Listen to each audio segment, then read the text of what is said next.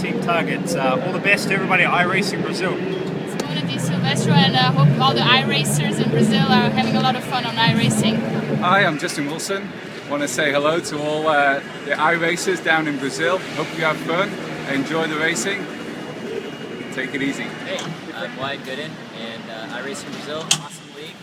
You guys are great, cool league. Mandar um abraço aí pro pessoal do iRacing Brasil, continue jogando aí. Aí galera, eu sou o Hélio Castro Neves, fique ligado no iRacing Brasil. Vamos lá, Brasil! Vamos lá.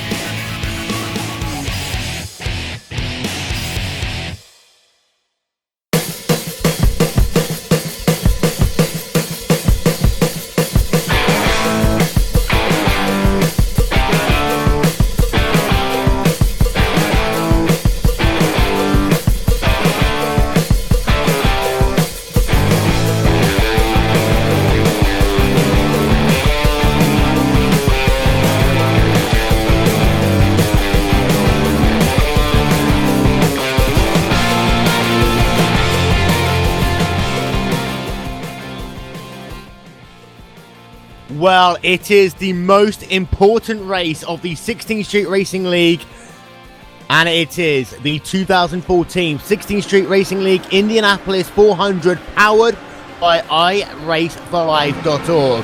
The guys have qualified over the last 48 hours. Some of them have been able to do the times they needed. Others are on the outside looking in. Disappointment for them. However, out front, Mitch McCracken will start this race today from pole position. And the three guys in the championship we need to talk about, they are lining up next to each other on the grid. Good evening, ladies and gentlemen. Will Vinton along with Aaron Likins. And Aaron, this is it. This is the race all of the drivers want to win. It is the 2014 16th Street Racing League Indianapolis 400. Absolutely, and we can talk about points, but this race, the season isn't complete without a win here. Every other race, we're going to talk about points racing, but today, on the final lap, or any other point in time for that matter, these drivers are going to go for it. This is the race that drivers are not going to be thinking about points. This race is all about winning.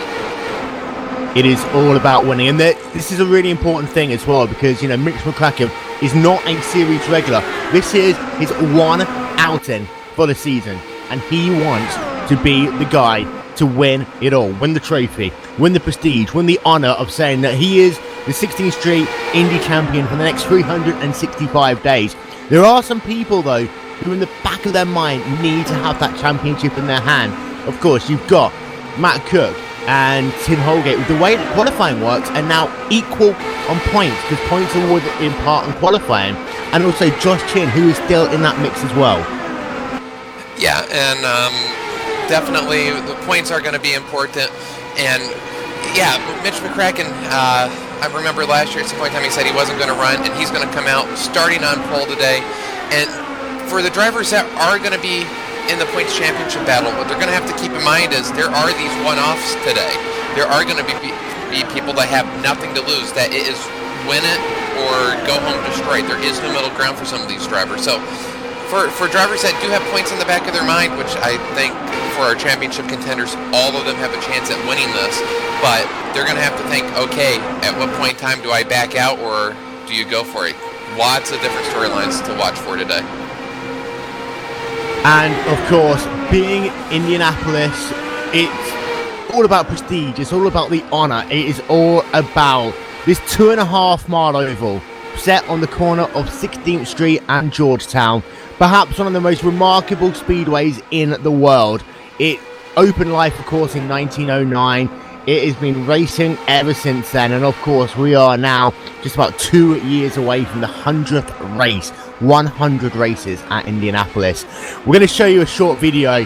This is simply entitled This is Indy. Some of you have already seen it if you paid attention to Glacier TV's YouTube channel.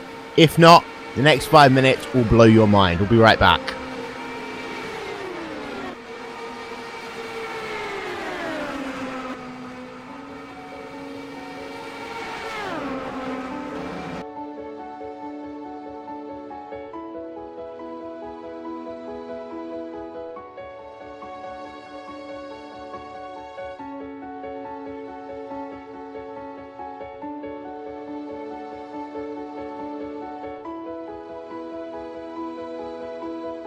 This is Indy.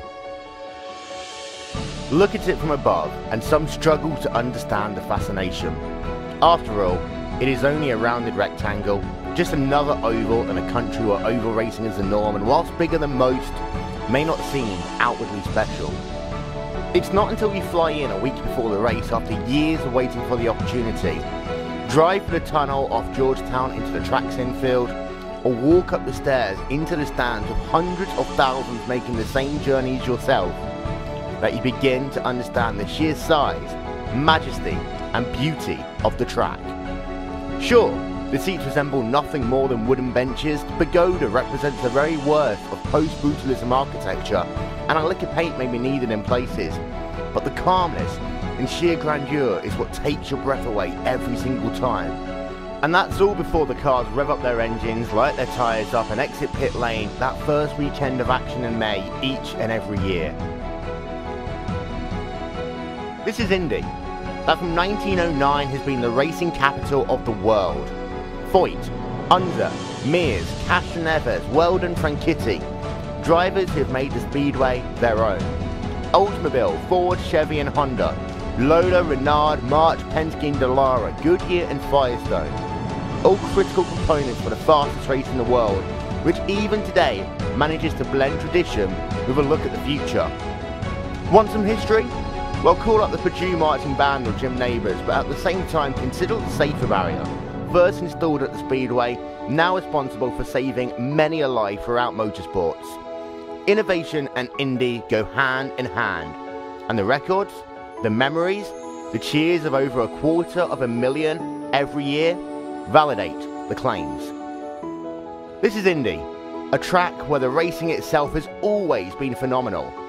From the 3 wide start and 11 rows waiting like warriors on parade ready to charge into battle, to the drafting, passing and yes, even the crashing. Sure, the apron may be gone, but the race evolved without it, and today still offers that challenge where the car you have on lap 1 needs to be nursed, nurtured and evolved, so that come lap 190, the drivers can push like it's the last 10 laps they'll ever run, so long as they have enough fuel, can pick their spots and time every move to precision. In qualifying, it's the difference between glory and a repair bill combined with a bruised ego to bring any driver down a peg or two. In the race, it's the difference between winning and losing, being there, or driving knowing that it's another year gone without the title. The difference between being the star at the awards banquet and being that guy who came home 33rd. This is Indy, the track where even the greatest struggle. Just ask the Andretti family, who despite a rich heritage only have one 500 win to their collective name. IndyCar champions from the world over know that achievements elsewhere mean nothing once you reach the corner of 16th and Georgetown, and validity can only be found by standing in victory circle, wreath around the neck, pipers playing, and tasting the sweetest milk in the world. It doesn't matter what else you've achieved. If your face is not on the Borg Warner trophy, there's a void in the resume. Some come close as the final corner of the final lap or even beyond, but at that point, it really is a case of either being first or the first of the losers. 499.5 miles can be trouble-free, but it's that last half a mile, that final pass, final splash of fuel in the tank, that final default with the body tensing and being unable to breathe, that defines champions from also-rans. This is Indy, where drivers and teams again do battle, cheered on by fans around the world, They do battle for bragging rights, pride and honour, but most importantly, to be able to tell their children and their grandchildren that when the call came, they were able to answer and become an Indy champion. This is Indy. Let's write history again.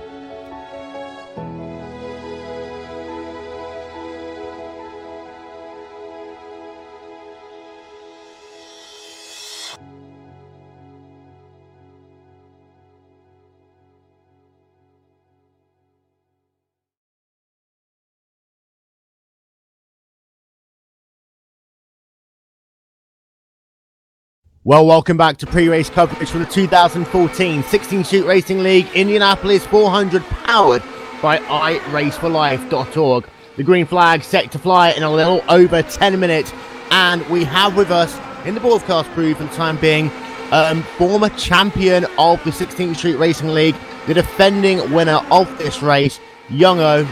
Welcome to the booth. Crazy week we've had here at Indy this year. Oh, absolutely. Well, I think when I look at the drivers in this race, I can see almost half the field having a chance to win this one. The physics, the draft is huge, and there's a lot of veterans. They know how to get through the race and win this, so I'm really excited. Well, of course, you know, you talk about the draft. This is some of the fastest lap times that we're ever going to see in Indianapolis here today. Perfect track conditions for drafting, for racing, and for going fast. So it's going to be a very different race to what we saw you win 1 year ago. Yeah, the track temperature is very different. I would say the track is very slick. You've got a lot of downforce on the car when the car is up to speed, but I think if we do get any green flag pit stops tonight, it's going to be crucial for these drivers to not make a mistake on pit road, because it was already tricky with default conditions, and now the track temperature is so low. I think it is 65 degrees, and the car is going to be wiggling all around, and you can easily lose 2 seconds. Now, you have worked yourself through the field at Indy here before. What do drivers need to do today to get themselves to victory lane, victory circle? They can only do so much. They can try to make it to the end, be smart, and pick their passing and know when to be conservative. But there's a huge element of luck. I can admit that I've won this race a couple times, but I think I've been extremely lucky to not get taken out by some of the incidents. Of course, that happened to you last May in the iRacing.com Indy 500. How does it feel when it all goes wrong, knowing that you've got a car to win? It's disappointing, and I have won this race 2 years ago, so the Indy 500, of course. So I was not that disappointed last year. I was basically running just for fun, but for some of those drivers that has always had bad luck here, it's so devastating having to wait another year to win this event. Well, thank you very much for talking to us. I hope you stick around for a little bit. We are going to continue with pre-race ceremonies in just a moment. But Aaron, I think Young made a very good point. We have got an incredibly competitive field here today. There are a lot of guys, not necessarily in the fast night, all the way down the field, who's got a good chance of winning here today. We've seen some surprise stories. For example, Kerry Bettenhausen in that fast night, a big return to form from him. And there are so many people that could walk out winning at this race. I think the best words to say are, if you're starting this race, you have a chance to win this race. As Young alluded to, there is a lot of luck that plays into it. And we are going to see so many different strategies that I know Young last year, I kept saying there's no way he's going to win this race. His pit strategy was all wrong. He's in the middle of the pack. Something's going to happen. And, well, he proved me wrong. And that's one of the things. We are going to have different strategies, which last year, look at Courtney Terrell. He came so close, one lap from winning this race, and early on in the race, we never mentioned his name once. So if you're in this race, you have a chance. Oftentimes, middle of the race, there's going to be an incident that's going to take out 3, 4, maybe even more front runners. So if you're starting this race and you can keep your nose clean and you're in the top 10 with 10 to go, you've got a chance at this. Indeed. We are going to hand it down trackside for the Purdue Marching Band with their rendition of the American National Anthem.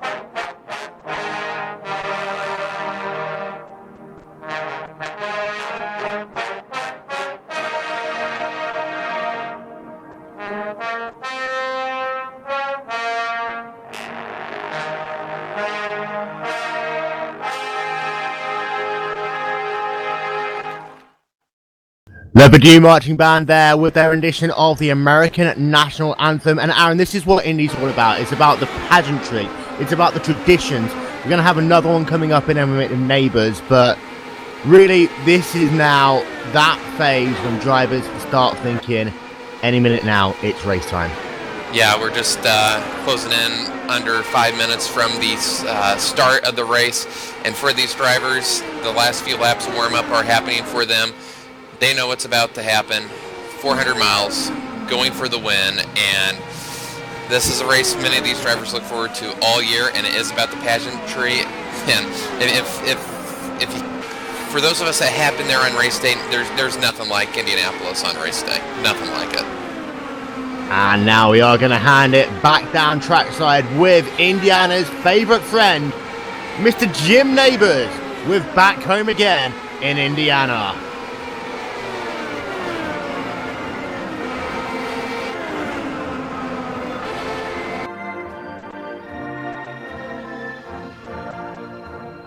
Back home again in Indiana, and it seems that I can see the gleaming candlelight still burning bright through the sycamores for me. The new moon hay sends all its fragrance through the fields I used to roam. When I dream about the moonlight on the Wabash, how I long for my Indiana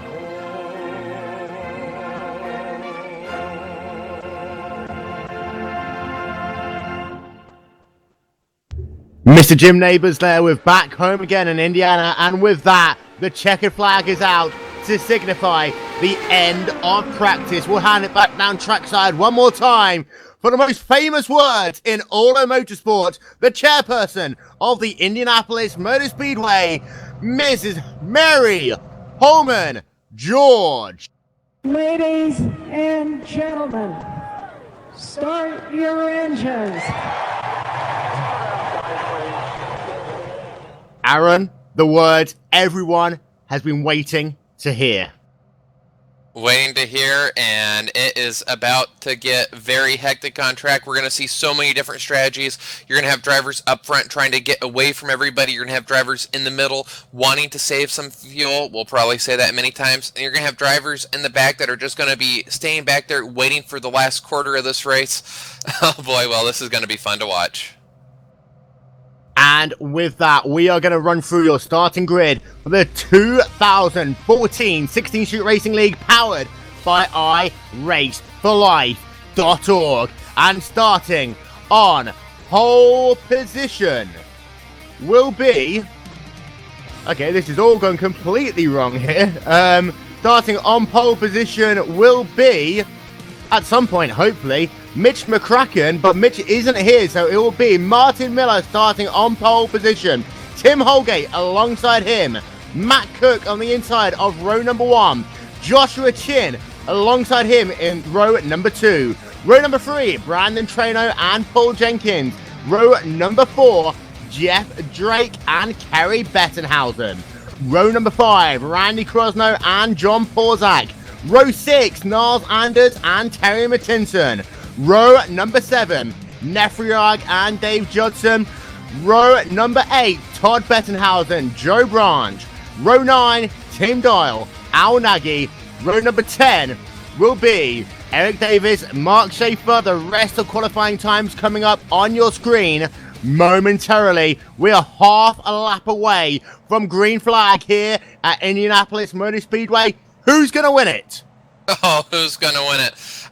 Really got a 1 in 41 chance because anybody in this race can win it. You got it right now so far this season in the 16th Street Racing League. You can't bet against Matt Cook, Joshua Chin. The two of them have been really, really good up front. I'm going to go with one of them. I think I'm going to say Matt Cook. I'm going to go Matt Cook today. Of course, Matt Cook, Martin Miller, Tim Holgate, Josh Chin, Brandon Traino, all guys that have had their moment at the Speedway. The cars working themselves through turn number 3 right now behind the iRacing.com first safety car. Track temperature, 65 degrees. It is cold today at Indianapolis. There is absolutely no wind and race humidity is 8% right now. The pace car working itself through turn number 4. Be careful, guys, on this first lap. Everyone needs to get themselves through that first lap, and then we'll be getting ready for 160 laps of pure adrenaline. Ladies and gentlemen, welcome to the 2014 16th Street Racing League Indy 400, powered by iRaceForLife.org, and we are underway, and it's a good start there, and they're all still too wide as they line themselves down into turn number 1 for the first time, and Josh Chin falls into line, but they're still a little bit too wide there through turn number 1. Paul Jenkins up high. Will everyone be able to get through the first corner? The first half of the field is okay, and it's a car just scraping the wall there. I tell you what, Courtney Tell is on the move on the outside as they come down the backstretch. He is, and I think Martin Miller might have scraped the wall out of 1, so almost shades Scott Sharp in 2001, but he keeps it going and is in second. The wing looks maybe okay, but very close moment for our pole sitter there. He's down to second. Tim Holgate, race leader. Yeah, Tim Holgate is your new race leader. We're going to see a record number of lead changes perhaps in this race, as Holgate is to the point. He will lead lap number 1, and Miller a little bit loose there through turn number 1. And Matt Cook is on his rear wing right now. I'll tell you what, Matt Cook will want to get past Miller if there's any incidents at all. Michael Chin is bringing his car out onto the racetrack. He started this race on pit road. We've got Brad Sanford on pit road as well. We'll see what happened to him in just a moment. But your top 5 are separated by absolutely nothing. Traino at the rear of that top 5 train. Paul Jenkins is about a car length and a half back from them. Then it's Jeff Drake, Randy Krosno, Kerry Bettenhausen, John Porzak. They round out your top 10. But out front, it is Tim Holgate leading the way. Martin Miller does look as though he's settled himself into a form of groove, and we're getting word that Brad Sanford got himself a penalty at the race start. Now, Holgate is going to have to get himself through lap traffic, and lap traffic this early in the race, and the tyres are not up to full grip, Aaron. This could be scary. This can't be scary for Michael Chin. He is on the tail end of the lead lap, so he really isn't going to want to lay over. He's hoping for a yellow flag right now to stay on the tail end of, or he'll get to go all the way back around and catch the tail. So I don't expect him to lay over, and even if he does get past, there are a long train, essentially the whole straightaway is single file with cars, so this is going to be very, very scary for these leaders. And Holgate thankfully doesn't catch him into 1. He will probably catch him as they work themselves onto the backstretch. Now, this is going to be interesting as they come down into turn number 3. You see Holgate sucking up to the rear. He's going to dart that car down to the inside. This will give Holgate a little bit of breathing room as well through turn number 3. You see Michael Chin's going to hold that car all the way up to the outside wall. But I tell you what, Matt Cook was thinking about making it too wide there through turn 3. He had a good run and wasn't able to do anything. But look at this. all of a sudden, it does look as though that Holgate's able to pull away just a little bit, as Miller was not able to get past that lap traffic through turn 4, and look at how much there through turn 1. Lap traffic early on, when these cars are so close together, can always be difficult, but they are getting through slowly, and this is making things incredibly interesting out front, because now you've got ourselves, about a 10 car length gap between Holgate in first and Miller in second, and now Cook is finally able to go down to the inside. Josh Chin is going to follow him down to the inside as well, as would Braden Traino through turn number 4. I tell you what we just saw there, Martin Miller's car, as we saw back in the ISOWC Indy 500, does not like running that inside line, at least early on. Does not like running that inside line, and I just wonder, his car setup might be for clean air. When he got right behind Chin, he could not cut to the inside. Chin gave him the room. That car just seemed to push a little bit. Also, got to wonder if maybe that just slight brush of the wall, if there is maybe just 1-2% bit of damage that is affecting that car's turning ability. Right now he is pulling away from Matt Cook just a little bit, so now that he has clean air, that car is coming back to life. But as he catches Holgate with the draft, we'll see how good his car is handling in traffic. To give you an update on Brad Sanford, by the way, he did get himself a penalty. The field was really stacked up at the start. Brad Sanford overtook a couple of cars on the inside line. Now, you can pass cars in your lane on the outside at the start of the race. You cannot do it on the inside. You have to bear that in mind as well with single file restarts here. You cannot pass on the inside of cars. I tell you what, a couple of people are trying to make themselves work so far. Tim Doyle is not going well for him. He's fallen back 2 positions since the start of this race. And Tim Doyle is one driver who we always expect to be in the mix at some point. Gap right now between Holgate and Martin Miller as they complete lap number 7 is about 5.5 tenths of a second on the racetrack. However, that last lap, Martin Miller was able to go 2 tenths of a second faster. Matt Cook coming back into play as well. The gap between Martin Miller and Matt Cook is 3 tenths of a second. Josh Chin right on the rear of Matt Cook. Brandon Traino right on the rear of Josh Chin. And I tell you what, Paul Jenkins really is struggling to get past Michael Chin right now. He has lost these top 5 guys, and now it is a 5-car breakaway out front as Jeff Drake was able to get down to the inside of Michael Chin as well to put him a lap down. Randy Crosno is hoping to do the same as they come out of turn number 4. But it's a 5-car breakaway. But the important thing is we have done the first 8 laps of this race green. People now will settle down into that rhythm. Yes, it's all about rhythm now, and this is a part of the race that we talk about fuel strategy. Right now, Tim Holgate is leading the charge. He is pushing the most air. He is burning the most fuel. And these drivers, their crew chiefs, their spotters are already probably calculating the math on how much fuel can we save. If you can save just at 1 or 2 laps and maybe get one less stop in, that's great. So I expect Brandon Traino at the end of that train, he's in the best spot for saving fuel. I tell you what, this lap traffic, especially as Michael Chin he just touched the wall actually there, coming out of turn number 4, but as that huge gap of the cars in the mid-pack went past him, almost a catastrophic incident right now. And I tell you what, Paul Jenkins is having a great battle right now with Jeff Drake and Randy Crosno.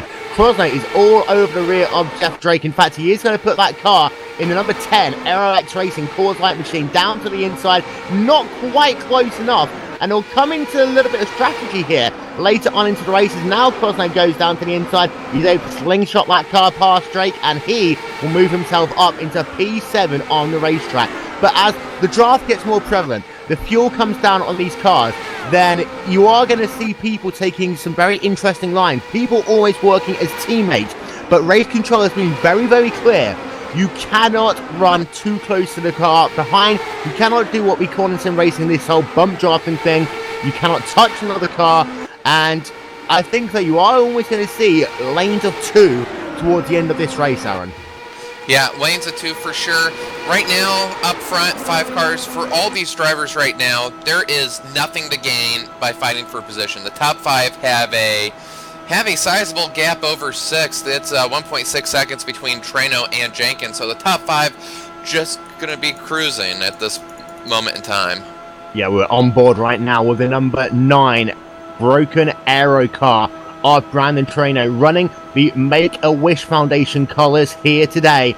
And Traino say he's in that really good position. The important thing is that gap between P5 and P6. Last time by, Paul Jenkins was a full 10.5 slower, as it looks as though Randy Crosno is actually going to stick it down the inside of his teammate. Crosno wants to hurry up there, and he goes past Jenkins. He gets hang out to dry in turn 3 and 4, and also Jeff Drake is going to go past as well. Jenkins loses 2 spots. Be careful, because here comes Kerry Bettenhausen. He might try and take his spot away. He's not going to be quite close enough, though, as they storm it back down into turn number 1. But that ekes out that gap even more. That second pack, what they really did need to do was get themselves in line. It is almost a little bit like that good old plate racing, where you do need to just run together, because one car running by itself is always going to be slower than this front pack of 5 cars when they've got all of that draft there working from Tim Holgate as the caution out our first caution of the day on the speedway. And it's a big cars. Marco Viitanen.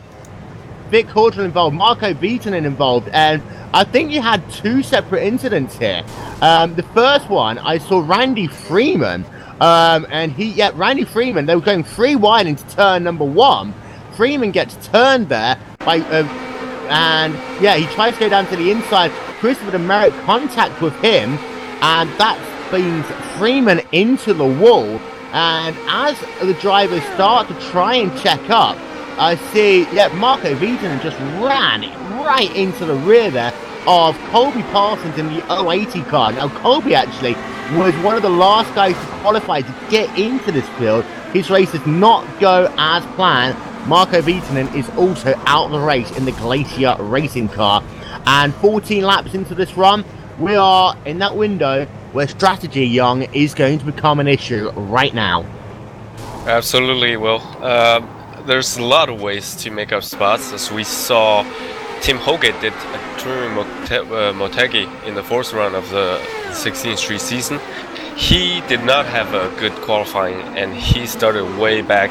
Couldn't really make up a lot of spots, but by not pitting when others did, he got into the lead, and when everybody else pitted, they got back onto the same pit cycle. And would you know, I think he finished in the top 4, didn't he? He did indeed, and pit road is open this time by. I believe everyone is going to commit to pit road unless you're running outside the top 20 and you want to play the risky game. The top 5 cars are in. 6, 7, 8, 9, 10. Everyone, by the look of it, is coming onto pit road, except for Michael Chin, who will now, of course, get his lap back, but he will be on a slightly different strategy from here on in. Brad Sanford, of course, he can't come into pit road because he is a lap down as well. Everyone is on pit road. And it's now going to be a case of, can Martin Miller try and get out ahead of Holgate? Holgate very good at pitting, so is Martin Miller. And we'll have a look at Martin Miller. He's into the final pit box. He's going to have the easier ride when they come out. But Holgate had a little bit of advantage in, and he's going to get the advantage out. But I tell you what, Matt Cook right there with him as well. Very close between the 3 of them. Holgate from Miller from Cook. They came in, they came out exactly the same way, Aaron. As they came in the same way, came out the same way. So on the restart, well, I think we're going to see those top 5 really work together later on. But wow, Holgate really got out of there. He wasn't the first one away. It looked like Murray Miller and Matt Cook got a good run, but boy, Holgate sure put the power down and got out and maintains the lead. So, to give you an update on drivers who were involved in that incident, Colby Parsons out of the race, Marco Viitanen out of the race. And again, that was the second of those incidents as the field was checking up. And we do often see that at Indy, Aaron, because it is really difficult to slow these cars down from running 230 miles an hour down to what pace car speed is 65 miles an hour. Realistically, you'll slow it down to about 140 miles an hour as you slow to catch up the pace car.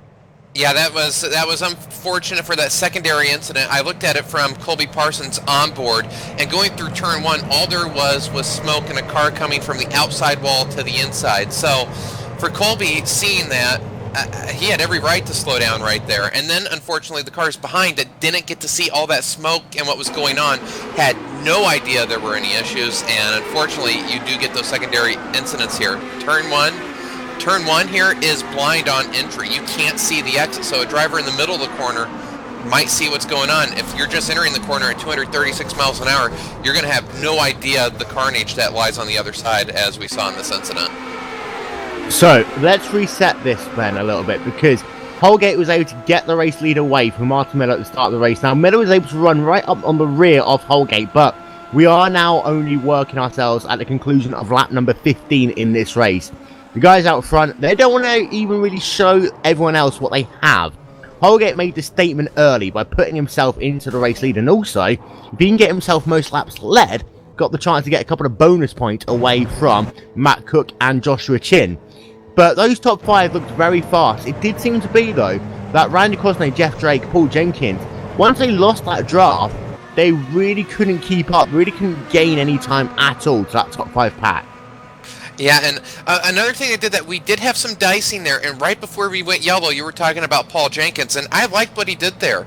He had Randy Crosno going to the inside, and so often drivers will get themselves in trouble by keeping it side by side all the way throughout the corner. Paul Jenkins lifted and let those cars go, and I don't think he thought Kerry Bettenhausen was going to catch him, who's having a good run in 9th right now. But on this restart, we're going to see what Crosno and Drake has on if they can keep that top 5 or stay with the top 5, because right now, I don't think anybody in the top 5 is going to want to really show their cards on where they can make that pass. Now, as far as restart rules go for this race, it is single file restarts. We talked about how Brad Sanford got himself into some hot water with race control at the start of this race.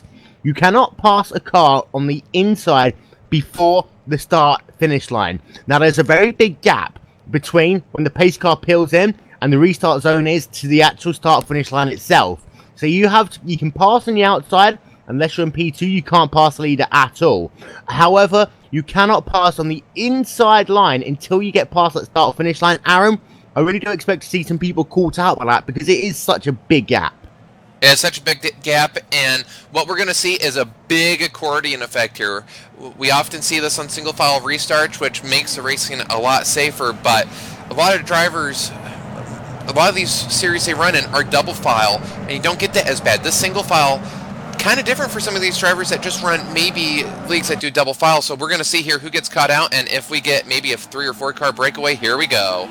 Here we go. It's Holgate from Miller, from Cook, from Chin, from Trainer, and I tell you what, Miller struggled a little bit on that restart. Green flag back on the air, and Tim Holgate has himself a bit of an advantage as they come back down into turn number 1. The advantage, well, that's about 8 car lengths on the racetrack right now. And as I have a look back, in fact, you have got about a 3-car breakaway, because Chin is a little bit further back from where he was at the start of the race. Everyone, for the most part, is single file, but I tell you what, Kerry Bettenhausen is working on trying to get himself back past John Porzic. Porzic got the position over Bettenhausen on that restart, but Bettenhausen is looking super quick right now. A little bit further down the field, everyone is kind of single file. A nice pack in the midfield from about Tim Dahl, who's running in P17, where he started in this race. Back to about Eric Davis, who rounds out your top 20, but Chad Peterson is going to look down to the inside right now, and he will get that pass done on Eric Davis and that run down into turn number 1. And I tell you who else is on the move. Dave Judson has been able to get himself up into the top 10. Now, Judson, of course, started this race in the 14th position. He's just been able to make that pass on Kerry Bettenhausen, and it really does look as though that Impact Racing car has got something good under him, especially at the start of a run. Yeah, this is something we see with Dave Judson oftentimes last season. Not the best qualifier, not up front, but over the course of the race, he just methodically works his way forward. He is just a tenacious competitor, and we'll see. He's 14th to 10th now, and closing in, and behind him we have a battle for Terry Mattinson's going to get around Kerry Bettenhausen, and that's going to stack up. Is Nefriot going to go around too? He might. He's going to go down the inside into turn number 2. And Bettenhausen is getting freight trained right now. Here comes Mark Schaefer as well. I tell you what, we almost went into another free wide situation. Now, you can run free wide at Indy. It is so dangerous to do, however, because this track really is only about 4 lanes wide, as Schaefer goes down and completes the pass there on Nefriot in that 04 National Guard car, as we have now put 19 laps in the books out of 160 in this race here today. Give you an update on the top 3 situation. It is a top 3 breakaway, because Josh Chin is now 6 tenths of a second further back. But, Young, I was talking to a couple of Randy people Crosno before. off. And he is, indeed, yeah, he's very slow there on the racetrack, and Crosno has had some bad luck here today. Let's see what happened to him. And did he clobber the wall? He did clobber the wall a little bit. Now, he's going to get himself a pit violation, perhaps, as well. because he cut down on that infield. We'll see if he brings that car onto pit road, and he's going to try and hang it out. He's going to try and hang it out for the time being, but he was running in that 6th position, and he automatically falls all the way down into P8 on the racetrack, and 42-second lap. That car does not look that good right now. He is, however, just about able to hold it together. That car is not going to handle the same, though, and he now is in uncharted waters, because a car runs fine. You know what a car is likely to do if it's all working perfectly. Get an incident like this, all of a sudden you're playing a guessing game every single lap. Every lap with suspension damage, it can act different. It can also act different by the cars around you. The car's going to be affected by the air differently in the corner. And all these drivers behind, if they have spotters, they're going to let them know that, hey, this car just bounced off the wall. Get around him as fast as possible. Dave Judson goes to the inside and gets it done, as does John Porzak. So Krosno now, I think, is going to sort of be a sort of a boat anchor until he can come in, and the right front damage, it might be repairable, but right now, early on, it does not look good for Randy Krosno. So your top 3 drivers, say, separated by 0.2 of a second on the racetrack, and we were going to talk about the difference and the way the draft works at this racetrack, because it's a lot more profound than it usually is. And we saw there that Josh Chin, in the space of 3 laps, was able to reel in Matt Cook in that 4th position. The draft is a lot more prevalent than what we're used to, and I've heard drivers saying that even at 1.5 seconds back, you can very easily close the car up if you got a car underneath you that is able to work well in the draft. Yeah, there's not a lot of turbulence area right now, but there's a lot of suck up that the car in front can give you. And in practice, I found that as long as I'm within 0.5 a second starting the lap, I'm gonna be right on the tail of the car in front of me by the end of the lap. So there's, I don't think anybody's going to get away from anybody, at least in the front pack. And it's gonna be, I think it's gonna make a crazy finish. But we'll see. And of course, things like pit stops will become so much more important there as well, because you can gain or lose a lot of time on pit road and really separate yourself from the field.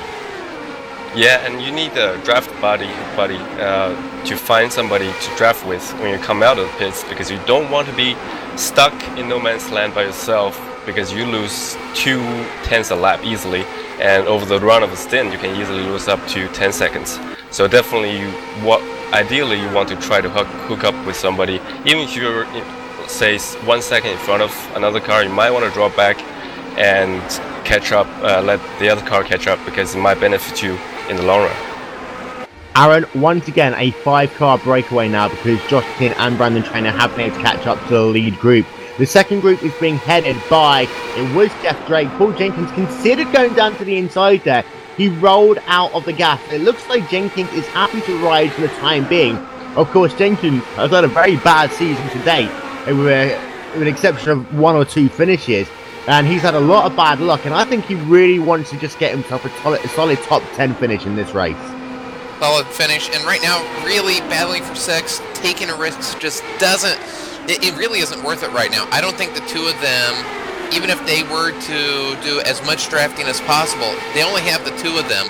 They are not going to catch that front 5, so there's no reason to really risk your race. Just cruise, get the laps in, hope for a yellow, and on the restart, hopefully attach onto that 5-car train. But Dave Judson and company, which would be John Porzak, Terry Mattinson, Mark Schaefer, they are catching Paul Jenkins and Jeff Drake, so I'm sure Paul Jenkins is aware of that, and so we may see Jenkins here maybe try to make a move if he can get a run. Official retirees from this race: Randy Freeman, Colby Parsons, Marco Vitam. Vic Cordial is circulating, but he has got some substantial damage to the rear of his car. He is about a second a lap off pace from where he wants to be. His last lap was a 40.665, and let's see whether he can actually improve that on this tour around the circuit. A 40.666, so at least he's consistent right now. Last 2 laps separated by just 1/1000th of a second.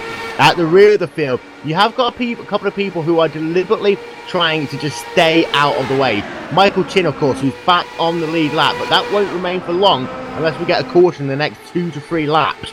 David Sockrider is also now towards the rear of the field, as Chin's actually going to go down to the inside of David Sockrider, and he will complete that pass. But there are some people in this race who still are not as high up as we thought they'd be. Tim Doyle, after one pit stop and 28 laps of racing, is still only running in the 14th position in this race. And to give you an update on Randy Cosno as well, he's fallen all the way back to 15th position in the race. So some damage has been taken, and his car just doesn't seem to want to work when it's in traffic right now.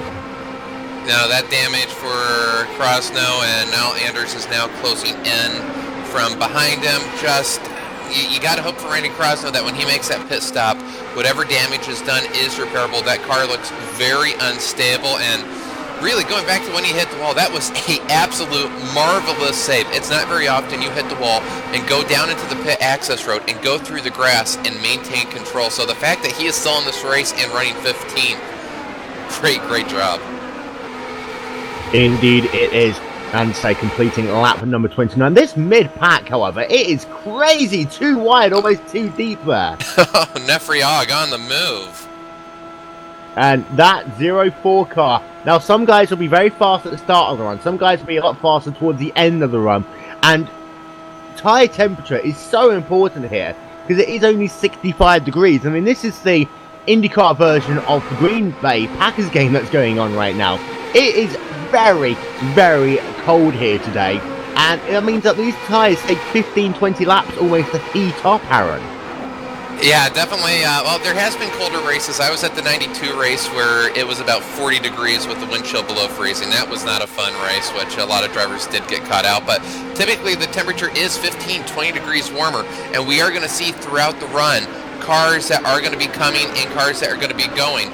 I think our top 5 pretty much is going to be set, but further back, we're going to see the drivers that do have the different setups and are going to be coming up or going backwards. And right now, I think Nefriog and Dave Judson are the 2 drivers to watch. If they can catch the yellows in the pit strategy right, I think they can join our top 5 and compete with them. Indeed, so yes, and of course, a lot of racing left to go. In fact, just under 130 laps of racing. We've not even completed the first 100 miles of this 400-mile event. And things have settled down at the front of the field as I see a car. Brad Sanford is onto pit road. So he wasn't able to stretch that fuel out anymore. He needed that caution. He's going to go back down a lap in this race. And it can often be a very long and difficult day if you're in a situation like Sanford, because he got that penalty early. He was able to get back onto the lead lap. However, as the caution comes out, yellow, and you talk about bad lap, that was about as bad luck as you can get. Big crash in turn 2, multiple cars. And this is the big one. You have got Kevin Kress involved, James McClure involved, Ron Mayer Jr. involved in it. And this was, again, it looked as though it was it's actually a 2-car incident down in turn number 1. And it was with Kevin Kress, who he just tagged the right rear tyre of Brendan Lichtenberg. They went through turn number 1 and 2. Kevin Kress speared into the safety barrier, then caught out the last lap motorsports driver of Ron Mayer Jr. And then, of course, through that short shoot, it is so difficult. You talk about how it's blind earlier on. The 22 car could see nothing there at all. You also had Connor Cross involved, who also, one of the drivers who had to qualify here on bump day. Big accident. Big accident, and there were so many cars and so much smoke that really, for some of these drivers, it was playing a game show of what door do you want, 1, 2, or 3, because for some of these drivers that got through it, it was nothing but luck. And one driver, I'm trying to see who it was, had an absolute marvelous evasion, put the car in a 4-wheel drift sideways to get through there in the apron. But wow, Ray Kingsbury had a good job getting to the apron, and that was really the place to go. If you could get your car straight to the bottom immediately, that was the best bet. Unfortunate for Chin and Sanford, though, they both had just pitted the lap before and couldn't stretch it. Well, I mean, they're not in as bad a position as we think they are, because everyone will, I don't know, people might stay out on this run. Holgate is going to come in. Miller is going to come in. Matt Cook is going to come in. Josh Chin, they're all going to come in. And if they all come in, then Sanford and Chin are going to get a break. They're going to get themselves back into the lead lap. They're going to have a majority of a fuel tank. So this might keep them on the lead lap for a lot longer. Yeah, actually, yes, you are. I spoke too soon because they are going to get the wave around, and they just pitted. So really, they're only going to be about maybe 2 laps short. So Yeah, that yellow, even though they are a lap down, is going to pay off for them. And let's see who can get out first. Indeed, I tell you what, Cook was very nicely into his pit box that time. And as they come out, it is going to again be, Cook gets jumped down Martin Miller. So a change for second there, and this is going to be, when we go back to racing, I've said from the onset, I don't think Martin Miller likes cars in front of him. Now he's going to have two. When we early on had Michael Chin in front of him, car very unstable, especially early on in the run. So we'll see how strong of a car he has this time now with two cars in front of him. So you are going to have those two cars getting the wave around, Michael Chin and Brad Sanford. Then the line that came out of pit road, Tim Holgate, Matt Cook, Martin Miller, Josh Chin, Brandon Traynor, Jeff Drake, Paul Jenkins, John Portek, Dave Judson. They are your top 10, 11 guys on the racetrack. And while we got a little bit of time, let's talk about qualifying once again, because it was a fascinating battle in qualifying this year, Aaron. You look at the top 5 drivers. Mitch McCracken, of course, he withdrew from the race here today. But Martin Miller, Tim Holgate, Matt Cook, Josh Chin, Brandon Traynor, your top 5. They are running in that similar positions right now. But between Martin Miller, Tim Holgate, Matt Cook, and Josh Chin, we are talking about a couple of hundredths of a second. Matt Cook and Josh Chin, 1/1000th of a second over 10 miles for qualification. Yeah, that comes down to just inches over 10 miles. And these drivers that qualified on pole day going no more intense 4 laps, but then for the drivers that today had to bump their way in, there is no more agonizing 10 miles than when you have to be perfect on a car that you may have trimmed it out. You may have put the downforce to levels you haven't run, and you have to somehow keep it under you for those 4 laps, those 10 miles to get into this race. Really, the racing here is intense, but qualifying by yourself, there's nothing like it here at Indy. Indeed, there isn't. And the lights are off on the pace car. We're going to go back to green flag racing with 35 laps scored complete in this race. Young, who's taking your fancy right now? I'm looking at, well, we obviously know how good the top 5 are, and apparently they're not willing to take any chances. They're just gonna let everybody wreck out and in the end try to fight amongst themselves. But I'm looking at Tim Doyle. He's been moving up quite a lot. Just he's a veteran. He knows how to, obviously the 2011 Indy 500 winner, and he knows how to get to the front. And he has patience, so he's looking really good right now. But Randy Krosno, going back to him, if there's one time at a race, a long race like this, you want to, or obviously don't want, but if you get damage, that's at the beginning of the race, because Tim Doyle, he wrecked in 2011 on lap 1, came back, fixed some of his damage, if not most of it, and had the speed in the end to win the race. So it's not over for any of those guys that have minor damage. Indeed, and I tell you what, the pit crew on that number 10 Aero X Racing car have been working feverishly on pit road. Now, Krosno is scored at the rear end of the lap, and he's got he's down in that 30th position right now. And of course, that is where the big danger zone is in this race. Retirees, Kevin Kress, John Mayer Jr., James McClure and Connor Cross all out on that second caution of the day. A very big incident, and all of the incidents so far today, well, they have been at the north end of the racetrack.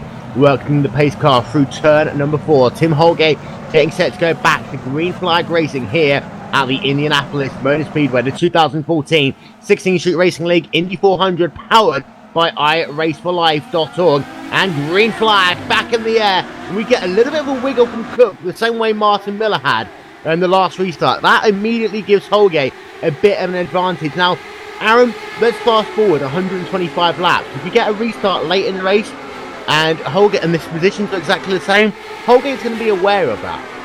Yes, he is, and so both drivers behind Holgate have gone or spun the wheels. But another thing, if Holgate's leading light, he may sort of change up where he's going. These drivers are going to be taking note of where the leader has been restarting, and that's another thing. Sometimes you can anticipate it and anticipate it too much and spin the tires, as we just saw Matt Cook do, and he lost about 3-4 car lengths, and now I'd say it's about 5-6 car gap, and I think this time next lap they will be nose to tail. The 99 car of Niles Landers able to make the move there on Kerry Bettenhausen, who's lost himself 3 positions in 1 lap as he got hung out to dry on the outside line. And Chad Peterson, Eric Davis also able to go past. And now, this is one of the better showings that we've seen from Niles Landers this season. And of course, the old man loves racing here at Indy. And it does look as though that Panto got themselves back on form as well after a couple of difficult races recently. Niles, boy, if there's been trouble on the racetrack, it has just seemed to find him. So I think most of his races early on, just circumstances outside of his control have taken him out. So I'm sure he's happy to already see lap 38 and still be in this race. And running 13th, don't count him out. He loves racing this place. He is one of those people that at the end can play strategy to his favor. So if there is one person that can steal the win, Niles Landers is one of those drivers. And it is going to be War 99 car running in the 13th position. And I think that there is a little bit of an incident involving one of the cars. We'll get an update from Race Control in just a moment. But I know that Race Control is having a word of a couple of drivers right now, potentially for jumping the start here. And of course, Brad Sumford did it at the start of this race. And really, you do not want to be jumping a restart. No, if there's one thing, well, it took Sanford 40 laps almost to get that back. Jumping a restart, just not worth it. Stay in your lane, try to pass on the outside, but jumping the start and having to come into the pits and going down a lap, well, only one driver really has made a black flag come back and win in real life, and that was Jacques Villeneuve in 95. Most of the time, it is a sentence of not being able to win the race. Indeed, yes. And here comes Matt Cook as they complete lap number 39. 100 laps almost in the books here at IMS. And I believe that we're talking about Michael Chin in the number 51 car, who might have been the one who jumped that restart. Yeah, there were, on the restart, I was taking a glance back, and there were many cars that were out of place. So I think one driver made a move to the inside, and another driver just sort of followed. And it was really, really an odd situation in about the latter third of the grid. And inside, I take that back, it's actually Michael Armstrong in the number 91 car. Just got clarification. Now he goes to, I believe he might have just gone 1 lap down because of that. And again, black flags really hurting a couple of drivers in this race. Let's check in on your mid-pack. And let's check in on the number 18 car of Courtney Tower, running himself in the 18th position right now.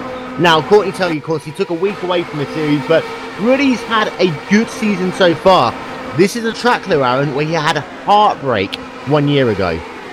Oh, as announcers, you don't really want to feel bad for someone, but last year's race, final lap, oh, you just had to feel for him. One turn away, just didn't work out for him, but he's had a great season, lots of solid races, or solid finishes, won our season opener at Homestead, did take, I think, actually a couple weeks off, so if you look at the point standings, his position really isn't a testament to how strong he has run, as currently he does have Christopher Demerit on the inside, but this is the way his race went last year.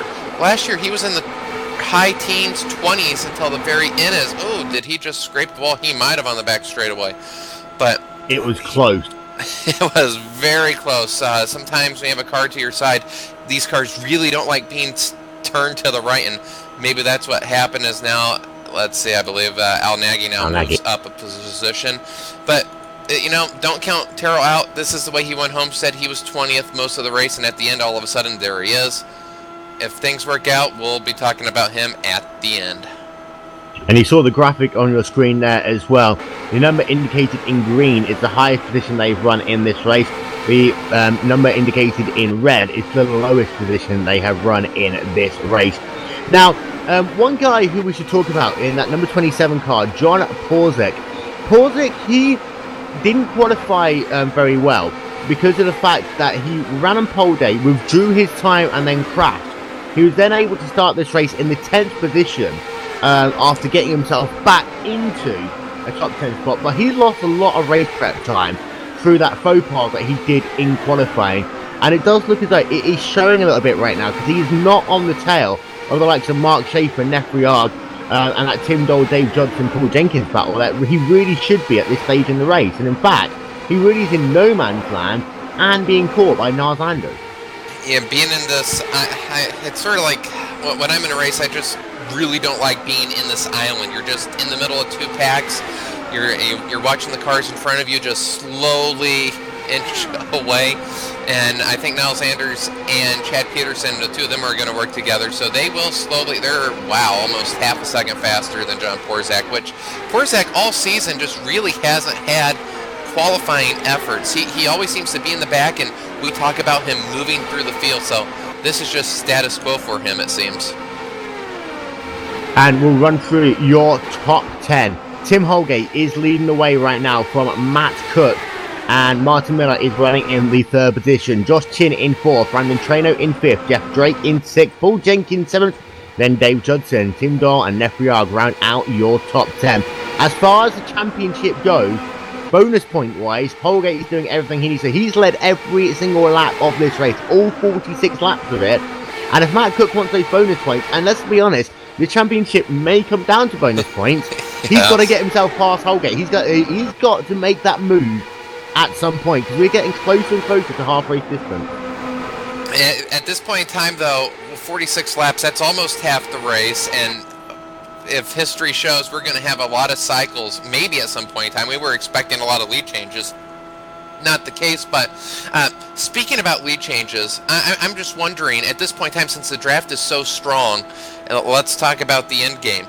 Do you want to be leading on the final lap? Does that second place, just like we saw at Indy last year, the Indy 500, the lead car, really, what can you do? Do you really want to be leading on the end? And if that's the case, do these drivers behind not really want to show that? I'm not too sure, and I think that might be the mindset that Cook is playing. And there are a couple of fascinating things about this. If this race goes green in those last couple of runs, and you see Cook is very close to the rear of Holgate right now. If this race goes green for about the last 40 laps of the race, then expect some people trying not to take tyres on that final run to the flag because of the fact they might keep a little bit more heat in those tyres. Now that will give them a bit of an advantage, but they'll lose that at the very, very end of the race. And I think that really, those last laps, a caution can come out at any time. Now, we've never had a caution on a Glacier TV or an iRacing Brazil broadcast or a PSR TV broadcast of an Indy race, because it very rarely happens. But at the same time, if caution comes out with 3 laps to go and you've been thinking, I'll wait until the last 3 laps to make your move, no milk for you. Absolutely. Look at Tony Kanaan this year winning the race with the caution coming out. So that very well could happen. As you said, we haven't seen that in these races, but that's one of the hazards that if you do want to wait till the last lap, you may not get your opportunity to take the swing and go for it. Don't forget, on Twitter, you can use the hashtag 16th Street Indy, as we've just been having a look on board the Brandon Treno number 9 car once again. He's been at the rear of this pack the entire race. He's another one of these drivers who just hasn't bothered to make a move at all. And Young, with the draft as high as it is as well here today, Treno is saving a lot of fuel right now. You can save 1 lap fuel, that might mean everything, because 1 lap you stay out, you're at full speed while everybody else is on pit road, and when you come out, you might have just gained 5/10 of a second. But on the other hand, as we saw in last year's Indy 400, the iRacing scoring can sometimes catch you out. So do you want to risk that and be in the pit while the caution comes out and it puts you to the back of the field? I mean, Treno was actually the guy that experienced that last year. He got sent back to the field together with Ryan Norton, but he did an incredible job to get back up at the end of the race, finish second. And one of the things that we need to talk about as well, Aaron, we have seen people be a little bit more conservative, because this is a race where people need to get themselves into position. And you can't get yourself into position if you're loading your car back into the trailer and heading home. So I think we are seeing a lot of give and take right now, but come the last 20% of this race, that is going to change completely. I think as soon as people know that pit stops are dumb, then that is when we're going to see people really, really racing hard. Yeah, already just this past lap there was a give and take between Tim Doyle and Nefriog. Nefriog moves up to the 7th place, relegating Doyle back to 8th. But as soon as Nefriog got to the inside, Tim Doyle let him have it. When we get to probably the last quarter of the race, that give and take's gonna go out. Right now, the drivers that didn't really have a good qualifying run, such as Tim Doyle, Nefriog, Dave Judson, they're slowly moving their way to the front. I think if we get another yellow and have a restart, we are going to have a 10-car train up front because Nefriog and Tim Doyle, Dave Judson are very good on restarts. So, wow, this right now it's calm up front, but I think once we get past halfway, these drivers are going to start jockeying because you do want to be in that second position. Right now, if you're running 4th on the last lap, unless the leaders touch, you really don't have a chance at it. Outside the Indy Lights finish, I just remembered last year. But right now, we're not going to see anything. But I think past halfway, the wick's gonna pick up. Just by the way, having a look down in the 20s, Terry Mattinson, Dave Jinks, Randy Cosno, John Paulbeck, Brendan Lichtenberg, Brad Sanford, all racing incredibly closely. In fact, they were 3 wide past the stripe, just as you were talking about the Indy Lights race from last year. And that very, very close racing between this pack. I tell you what, Borzak has damage. Borzak, yeah, he's going very, very slowly. His last lap, a 40.6. This lap is a 40.6 again. So something has happened to him. We'll get an update to see what that was. And it's happened relatively recently. And we'll just get that get a look at that in a moment. But of course, talking about the Indy Lights race, Courtney Terrell directed that race, Aaron. So he knows that race better than most people. Yeah, and I think of maybe in the history of motorsport, I was seated in turn 1 watching that, and the broadcast was great. Seeing that in person, though, I don't know if I've ever witnessed anything just so remarkable. And Jerome Borzak is coming into the pits. I think I was looking back. I think he might have had an encounter with the turn 1 wall. Yeah, and he was very slow. And it's bad luck for John Borzak because, of course, back in May, he was very close to winning that race. A bad final pit stop took him out of contention, but he was running in the top 5 pretty much all day long. Absolutely loves this racetrack, and the number 27 Banshee Autosport car not in the right place right now. So we're working ourselves on lap number 56 in this race. People moving themselves up the field. I tell you what, Tim Doyle is working himself right behind Nefriog now. He's into the top 10, and it looks as though he can at any moment pounce and get himself up into the 7th position on the racetrack. So Tim Doyle is starting to make that charge he does each and every single year.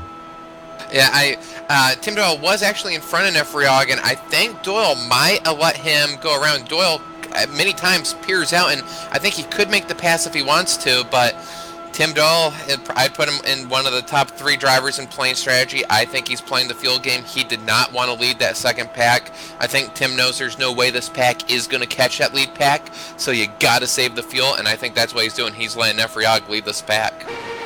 He is, and their last lap, 39.186, 39.165 respectively. Out front, they are only running a couple of hundredths of a second faster, but it's those couple of hundredths each and every lap which turn then into tenths, which then turn into seconds over the course of a full fuel run. And let's not forget, the last time these guys pitted was on lap number 34 in this race. They're running themselves on lap number 58 right now. We are not far away from green flag pit stops in this race. And I think it was about 26, 27 laps that these guys were able to do earlier on here today. So going for a lead the way change. It's going to be, we are going to get ourselves a lead. Look, he's trying to go down to the inside. He will get that pass complete. And look at this. Holgate is hung out to dry. Holgate's got some damage. Holgate's got some rear wing damage, actually. And this happened very recently. Something very crazy happened there with the system. Big random glitch. And Holgate now has some substantial rear wing damage. And is Holgate going to be out of the race? Because something very weird happened to Tim Holgate's car. He's staying behind Matt Cook at the moment. And he's going back down to the inside. So, going back for the lead. Caution. Yellow. I'll tell you what, shades of 2002 there. I think Matt Cook just got that there. The incident is Joe Branch, very similar to the previous caution. So it looks to be a maybe 2.5 car incident with cars with contact. But wow, one car that got hit, don't know who that was. We'll see if they're damaged. But Joe Branch got the worst end of that one. Yeah, the 144 car, Christopher DeMeritt. In fact, that's the second incident he's been in today in that Team Velociraptor car. So, and again, it was the right rear incident. And Al Nagy, it seemed as though something happened to Al Nagy there as well. And he is completely out of the race. Pit road will be open in about half a lap time. But Matt Cook, he made the move to take the lead because we were right there on the very, very edge of a fuel window. I think Matt wanted to lead into pit road because you never want to be the second car in, because if you lock up, you take out the leader. And in a big category of cars like this, if you're a little bit too slow, people's running over you.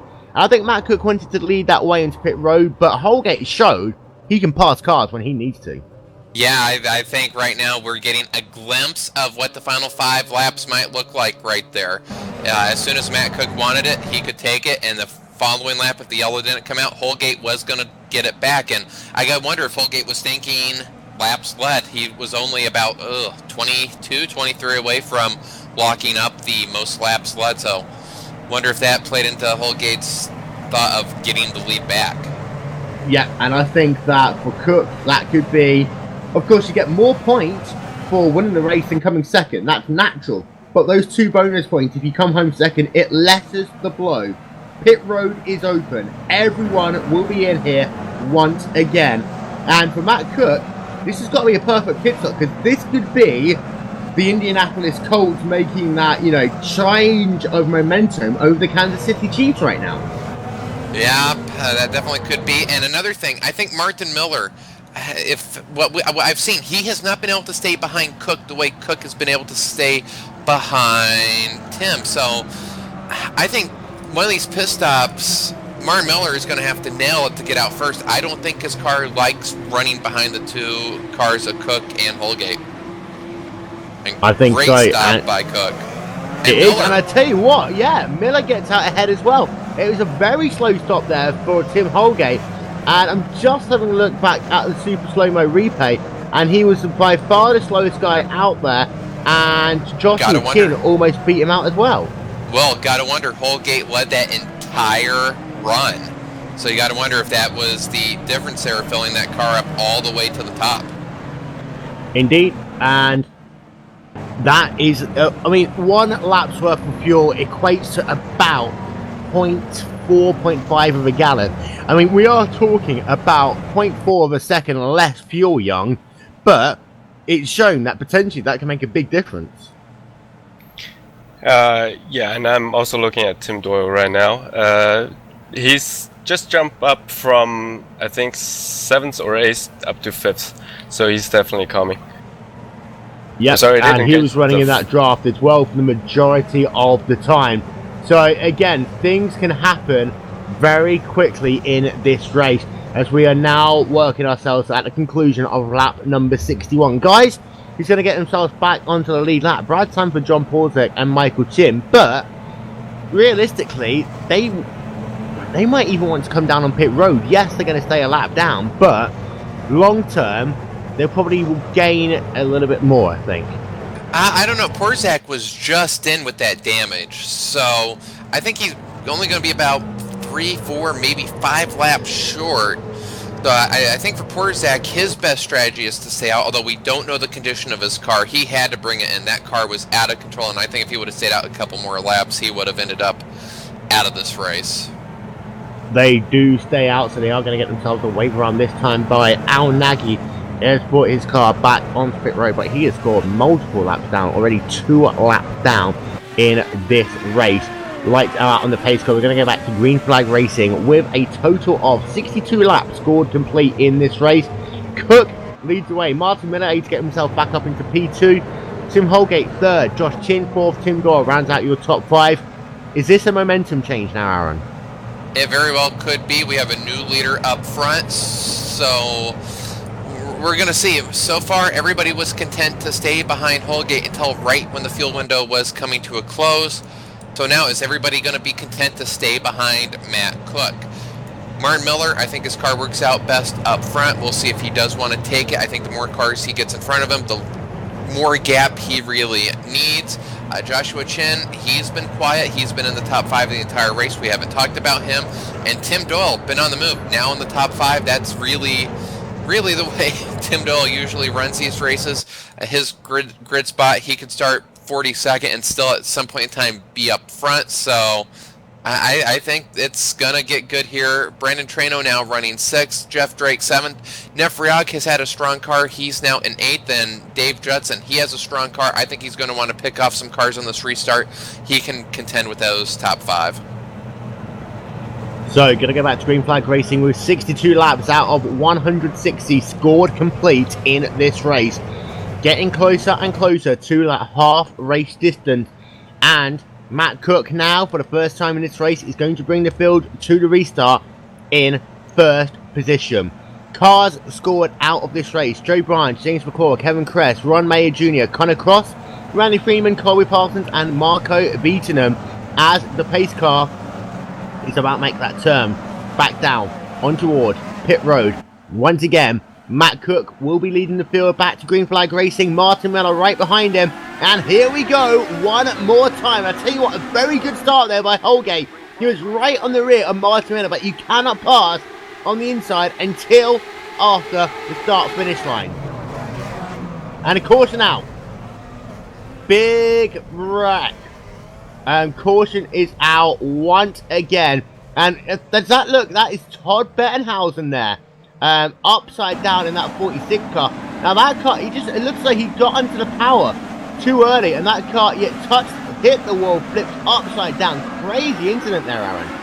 Yep, and unfortunately for Randy Crosno, he sees what's going on, and he's thinking, I don't want to get a black flag, so he jams the brakes, and then he gets hit from behind by, let's see, that was Michael Armstrong, whose race just went from really bad to worse.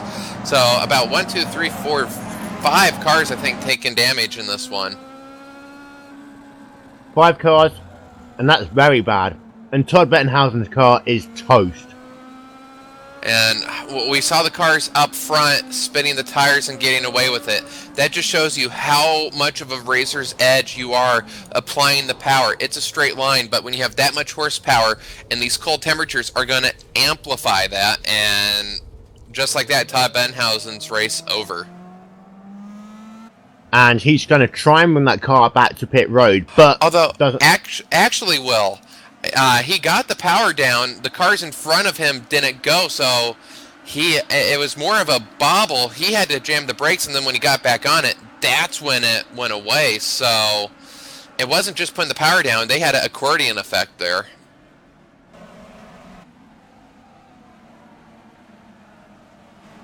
And the field now catching up to the pace car. Now this is going to be interesting. Do you think anyone will come in and try and top off? Ooh, top off. I really don't think so. Of course, Porzak and Chin getting their laps back, they're obviously going to come in. Yeah, I think if you're in the back third, maybe back quarter, you would do it. But anybody else, unless you're crunching the numbers and you can do that really fast and think if this race goes green the rest of the way, I can make it in one less stop. I don't think you can risk it. The answer is going to be, out of the top 5, 6, 7 cars, no one is coming in. No one is coming in at all until... No one at all coming in except for Michael Chin in, Porzak in, Vic Cordial in, Brad Sanford in, Anthony Kernish in. And also Al Nagy will come in to top off as well.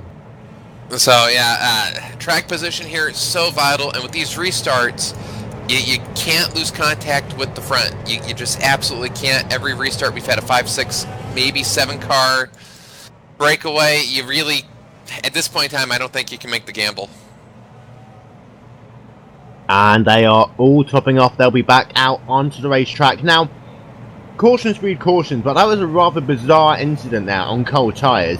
I don't think we've really seen many... I mean, we've seen people have a wiggle, but it did seem to be the rear of the field on restarts gets very spread out, and I think people just want to get going.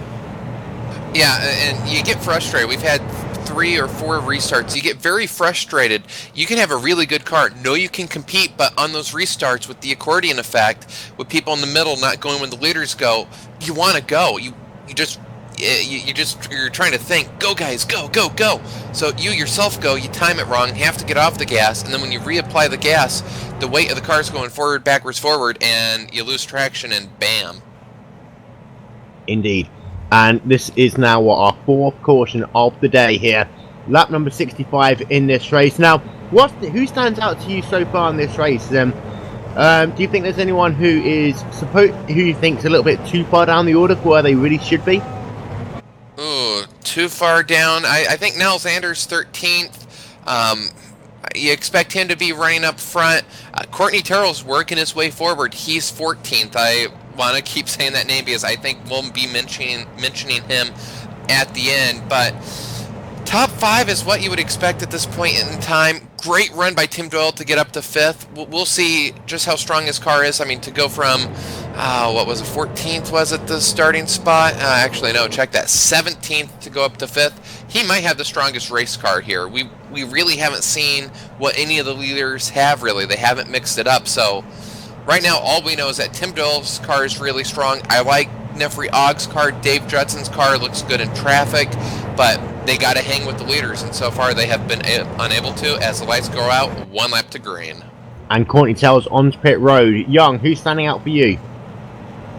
Well, you guys have already said it, Tim Doyle. I think he's the guy that's moved up the most, but looking at the top 5, the strongest car probably is Matt Cook. He has been in the contention for the win every single oval race, the same as Holgate actually. So those two are looking really, really good. Lights out on the pace car. We're going to go back to green flag racing with 66 laps scored complete. Aaron, critical restart now. Critical restart. I am kind of perplexed that Courtney Terrell pitted, although he's always been off sequence to get up front, but he went from running 14th to 26th. I don't know if I'd want to be that far back. We'll see how good of a car he has. Critical restart up front, though. We'll see if about 7th on back can keep with the leaders. So far, it's been a party with only 5 or 6 drivers invited. Can Nefri Ogg and Dave Judson stay with them? I think they have the cars that can and move up, but if they can't get the restart and the top 5 break away, they will not be part of it. Pace car working itself down into turn number 3 and 4. Cook from Miller, from Holgate, from Chin, from Tim Doyle. They are your top 5. Then Trano, Drake, Ogg, Judson, Jenkins. They round out your top 10. Jenkins actually fallen back from 6th position into 10th. So he fell back a little bit at the start, gained some of it back, and now he's fallen back just a little bit. We'll keep an eye out on him as this race continues to progress. But keep an eye out on those cars, Aaron, as they come down into turn number 1. We've seen some people make some crazy moves. You can go around the outside into turn 1. You've got to be careful. And here we go. I haven't seen anybody really hug the wall. Some of these drivers forget you can pass on the outside, so if you leave it open, this time I see a lot more drivers hugging that wall, but hopefully we get clean. As the field does go green, clean start for the top 5. Top 4, that's the closest we've seen them on the restart so far. Joshua Chin loses a bit of ground, still within striking distance. Tim Doyle has the draft. Brandon Trano and Nefri Ogg's going to go to the inside and make the pass on Jeff Drake. So I think Nefri Ogg's car is really strong, and he is going to be moving up through the remainder of this race. As we carry on here, no change up front at the moment.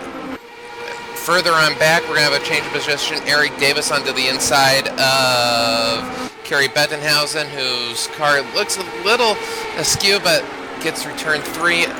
Up front, Mar Miller now on the back of Cook, and this is where it's going to be interesting. Can Martin Miller make the pass? I think if he does want to contend for this win, he cannot get further back, so I think Mar Miller may run a little bit defensive.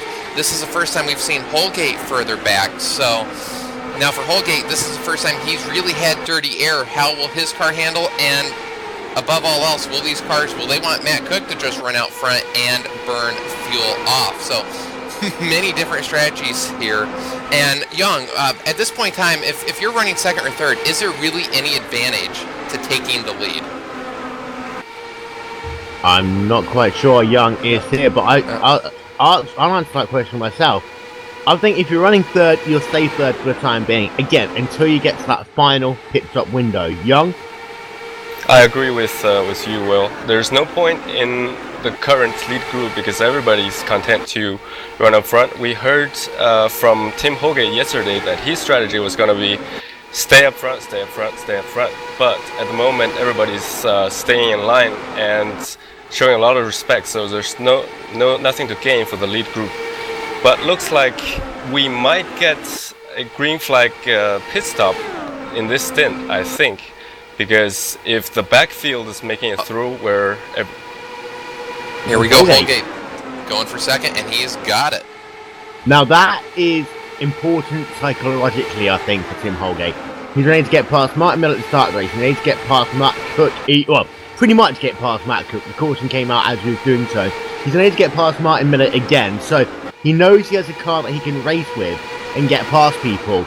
And now, if I was Martin Miller, I'd be thinking, okay, I want to have a go. I want to see how this car is going to run. And you often do see people do that. They're not going to race 100% flat out, but they want to tell everyone else that I've got something in my back pocket here. I'm just not going to show all of it to you yet. Yeah, definitely. And Holgate, look, just barely peered to the inside as if to tell Matt Cook, hey, you're in the lead, but I've been there and I sort of want it. So, well, I think Holgate may actually go for this lead. He made that. I think he was trying to get into Cook's head there, just trying to make Cook think, okay, now Holgate's behind me. What does he got? Is he going to make a move? Because just having the car behind you, peer that nose out, you may next lap just miss your mark by just 1/100 of a second and just slow down just a little bit. And will Holgate go for it?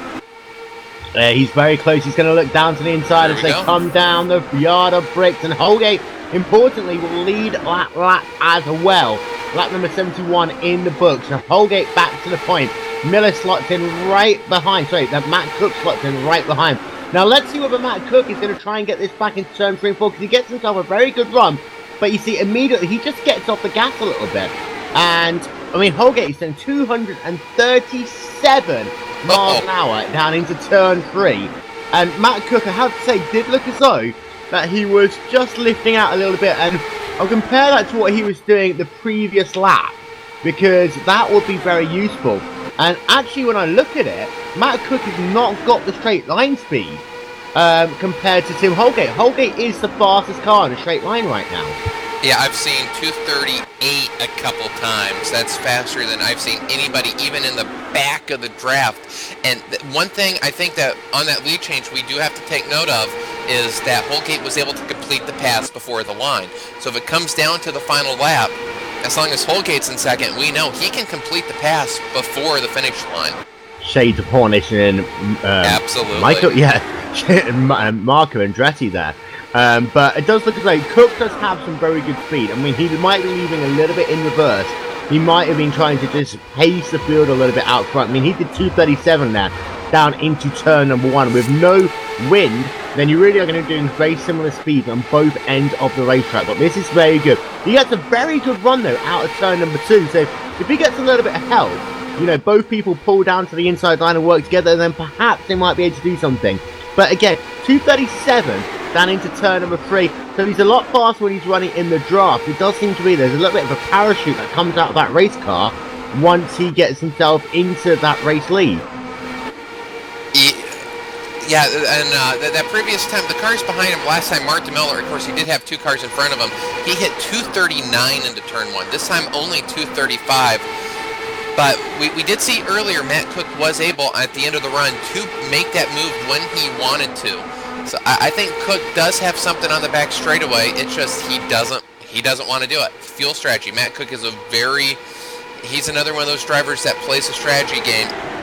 And we saw in the pit stops that when you burn fuel up front, if we get a late race yellow where if we can top it off all the way and make it to the end, that fuel saved right now might be worth a position or 2. So I think Cook is going to let Holgate get those 2 extra bonus points for leading the most laps, but this race really isn't about the points. It's about winning this race, and Matt Cook right now I think is going to try to save fuel behind Holgate.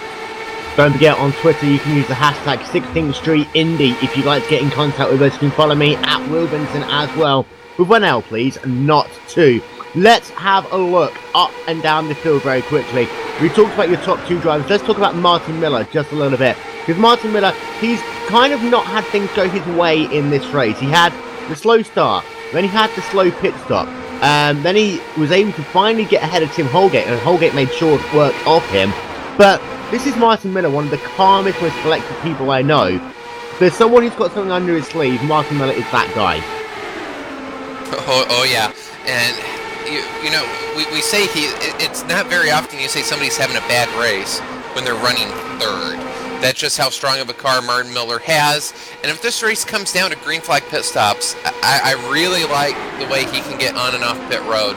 So, you know, we say a bad race, and yet he's only 3 car lengths away from the leaders. So it's great to say when you're having a bad race and you're in third.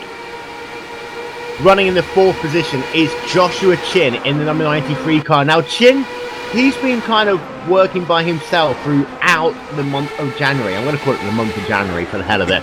However, he's been working by himself, but of course, as far as the championship goes, he's got Martin Miller separating him from his 2 closest rivals. But he has been right there all race long, doing very little to really cause any attention to be placed on him. Yeah, him and Trano, those 2 cars, we have absolutely no idea what they have. We don't know if they can make a pass. They haven't attempted it. We don't know how their car will handle up front. Just then, Brando Trano, if he wanted the 4th spot, could have taken it. He just stays in line. So they're the 2 wild cards in this because we honestly don't know what they could do. They could have the 2 strongest cars, and they have not shown it yet. I don't think we're going to know what they have till the final 10, 20 laps. In the 5th position is the Broken Arrow machine of Brandon Trano running in the number 9 car. Now again, Trano, the Broken Arrow stable, one of the big powerhouses of IndyCar racing, and let's not forget, it was a Broken Arrow machine that won the 2013 iRacing.com Indianapolis 500. So they've got some very good speed. And I know that Ryan Norton and all the guys down there have been putting a lot of work and effort into that car, and once again, it is showing. It is showing, and just like the car in front with Josh Chin, I don't think we know what he has. I think his car is a lot stronger than we think it is, and I know the people behind the math on the fuel, Brandon Trano right now is in the best spot. In saving fuel, he's got 4 cars in front of him.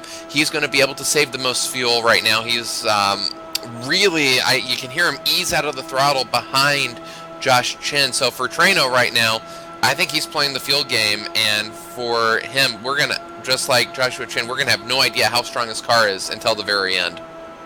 And for Trano as well, they are incredibly good finishers. And Brandon Trano got pole position for the 2012 ISWC Indianapolis 500. Very good when it comes down to just putting in very consistent laps. And I have to say, if it comes down to people being a little bit spread out after pit stops, I expect Trano to be one of the fastest guys on the racetrack. In P6 is Tim Doyle in a number 30 points Wayne machine. Now, TD, of course, he qualified for this race a little bit lower than we expected. P17 struggled in qualifying, but we always know TD to be one of those drivers who shines on race day. Not the best qualifier in the world, and he will put his hand up and say that, but he finds a way, be it through strategy, be it through just working himself through the racetrack. He's one of the best short racers in this field today. In terms of racing, if I'm thinking of, I want to have a good race, I want to, race hard with somebody, race clean, just absolute fierce battle. One person I have the most faith in going side by side is Tim Doyle. An excellent racer, excellent manipulator of traffic, getting through, making clean passes, and that is shown here today. This track can be very hard to work your way from the back to the front, and he has done it. And again, I think right now he's content running 6th. He is another one of those drivers. Not only can he race good, great strategician, he too going to be saving fuel, and maybe if we get a yellow, if he can save a lot of fuel here, he may be able to pick off a spot or two, saving more fuel than the cars in front of him. Dave Judson just getting passed there by Paul Jenkins. We'll talk about Paul Jenkins first. I talked about his up and down season. Paul, he's the first to say that this place wears him out. However, he can be very good when he is racing here, as it looks as though that Judson's going to lose another position there to Mark Schaefer down into turn number 1. And another position so close. Watch out, boys. And that is to Chad Peterson in the 37 car. And he's just being freight trained right now on that outside line, because here comes Al Nagy. So from P7 out to the rear of the top 10. I think Judson, though, is just being very, very cautious. And I say we'll talk about Paul Jenkins first, because Paul Jenkins, he's had an up and down season. He loves Indy, but he hates Indy all at the same time. But he's showing right now that he's doing the one thing he wants to do. Keep himself in the top 10 and keep it clean. As you see that Schaefer just running on his rear wing just a little bit. Yeah, Paul Jenkins has worked his way up from the previous restart. I think he restarted 10th or 11th in that neighborhood, back up to 7th, and right now, let's see, the gap between 6th and 7th is about 3 seconds. So right now that group is not going to catch him, but you really... There's two thoughts right here. You sort of want to be the leader of that second pack, because if we do get a yellow, Jenkins is in the prime spot for being able to latch onto that group. And I think Jenkins has got a really strong car. He's just been freight trained a couple times and has gone back to the 10th, 11th, 12th spot. He's worked his way back up to 7th, and if strategy works out, we'll get to see how strong of a car he has if he can get up to the leaders. Now, Mark Schaefer, he's only run a couple of races so far this season. However, he really has shown himself to be a very good driver, especially on the oval courses in that number 80 machine. Right now, he's running himself within that top 10 as well, but he is being hounded by Chad Peterson in the second Broken Arrow entry right now. And I have to say, some very close speeds there between the Aero X guys and the Broken Arrow guys. But still, here comes Nefriag, and he's going to get down to the inside there of Chad Peterson, complete a pass into turn number 1, and Judson, almost getting run over there by Niles Anders as well. That right there, you got, when you said Judson's being hesitant or being cautious, that's going to catch Niles Anders out, who had to lift for Judson. I think Niles got a little bit loose, and that's going to allow Jeff Drake to get into the 12th spot, and you hit it right on the head, Will. Dave Judson's being very cautious right now. He's not going to want to risk anything, and wow, he could have put his nose there. I think he could have made the pass, but did not want to go side by side out of 1, and that's where all the incidents have been. So you sort of pick your battles, and right there, he did not want to go. He did not want to go at all, and of course, these guys fighting, it is causing them to lose touch even more with this front group. We are now past the half race distance here at Indianapolis. Of course, race coverage today is brought to you by iRaceForLife.org. iRaceForLife.org, through their partnership with the 16th Street Racing League, $5 going to the winner's charity of choice. More information about how you can race and give to good causes all at the same time, head over to iRaceForLife.org. Now, Nefriag, he has had some very strong races. Of course, he won the first round of the 2012 season when 16th Street kicked itself back into high gear.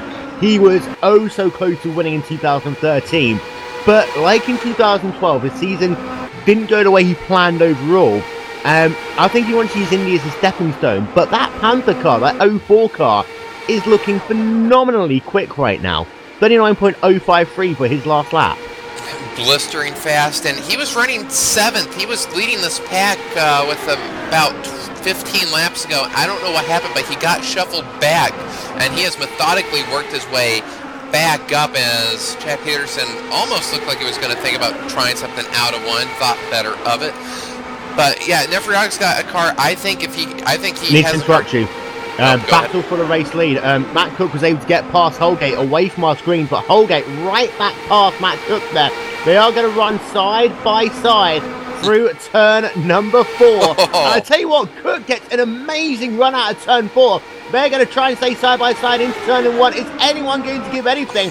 The answer is going to be no. Down into turn number 1. Cook's the one who has to get, but he almost made contact there. Is there any damage to the front wing? No, there isn't. But my God, that was close. I think Matt Cook, he was trying to do the crossover. That is a move that if you can time it right, you can sort of lift off the gas on the start of the corner, and at the exit, dive to the inside. I think that's what he was trying to do and just mistimed it, but we are getting racy. And Yeah, that's what I was about to say. Is it pit stop time? Because we're getting racy up front. It is, and here we here go. they all come in, and Chin's gonna miss it almost. Look at this, 2 wide, 3 wide on pit road almost.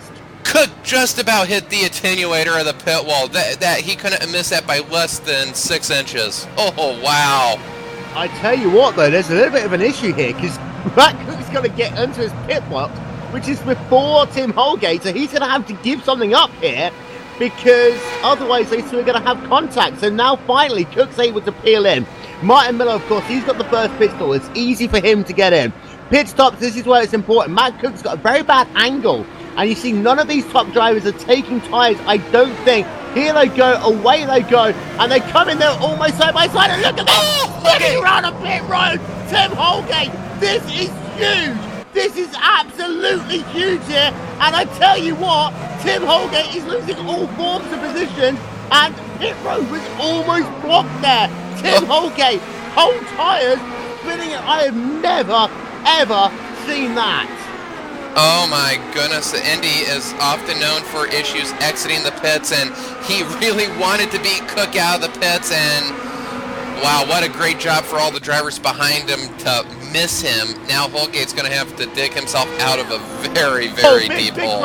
Big crash, caution will come out. Caution is out. And that's Frank Lebec, Terry Mattinson, and Kerry Bettenhausen, one of our dark horses for this race, and they were 4 wide actually in there at one point as they're coming down the back straightaway. And I don't know how this one started, but I think it was just Lebec.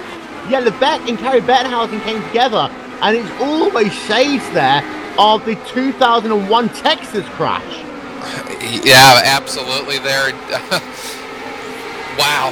I think we had an incident very much like this earlier in the year or last year, but unfortunate break for Terry Mattinson, just drive along on the outside and gets upended. So unfortunate break there for Mattinson, nothing he could do, but a big break for Holgate. He's now going to have a chance to dig himself out of that hole.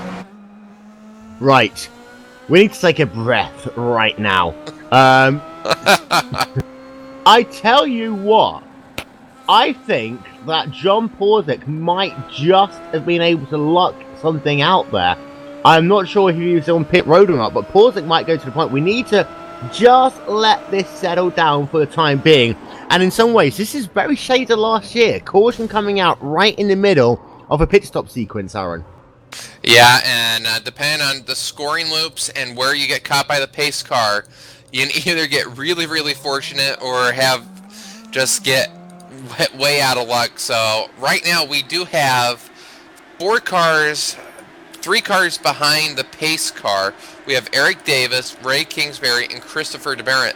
They are the first 3 cars behind. Well, they are on the tail end of the lead lap. So our current race leader by timing and scoring is Porzak, but we're going to have to see what's going to happen here. I tell you what, I think Holgate is technically...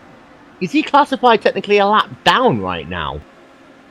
We'll get confirmation of this, but I think Tim Holgate is at the very tail end of the... He is 22nd and the last car scored on the lead lap. 99 car of Niles Anders, by the way. We need to just figure out what's happened to him, but Niles Anders had a moment down in turn number 2 and is out of the race. He's trying to slow down, and he swerved to avoid Jeff Drake, and Niles Anders is out of the race. Crazy times here at Indy. That's the way his season. I've said if some bads happen, that's. Well, I guess he was not expecting the field to slow up that much, and well, good job by Niles Anders to not take out Jeff Drake. He could have sort of done what Takuma Sato did at Pocono and hit the car in front of him, but good job to avoid that. But unfortunate break for Niles Anders. Just a season of bad luck continues. So, this is how it stands right now, that Tim Doyle is classified as your race leader. Matt Cook is classified in the 2nd position. Anthony Kernish was classified in 3rd, however, he has just come back out onto the racetrack after making a pit stop, and will fall down the order a little bit. Then it is Martin Miller, Josh Chin, Mark Schaefer, And this race has turned itself on its head. Your new race leader is the number 30 car for Tim Doyle. Tim Doyle, and we're going to have 5 cars taking a wave around. Brandon Tranos down to 6th. Mark Schaefer, this is the highest he's been up. We're going to see how strong of a car he has, and it is going to be fun to watch Tim Holgate come back through the field. And you know, this is a 400 miler, not a 500 miler. That may not sound like a big difference, but taking those 40 laps out is huge. We're only going to have 64 laps, maybe 63 laps to restart to go. We're going to have 22 cars on the lead lap. That's where Holgate's going to start. That is not a lot of time to get back up to the leaders. And of course, everyone has to make still 2 more pit stops in this race. So that will play into the mindset of people as we get closer and closer to that magical lap, which I'm going to call lap 135.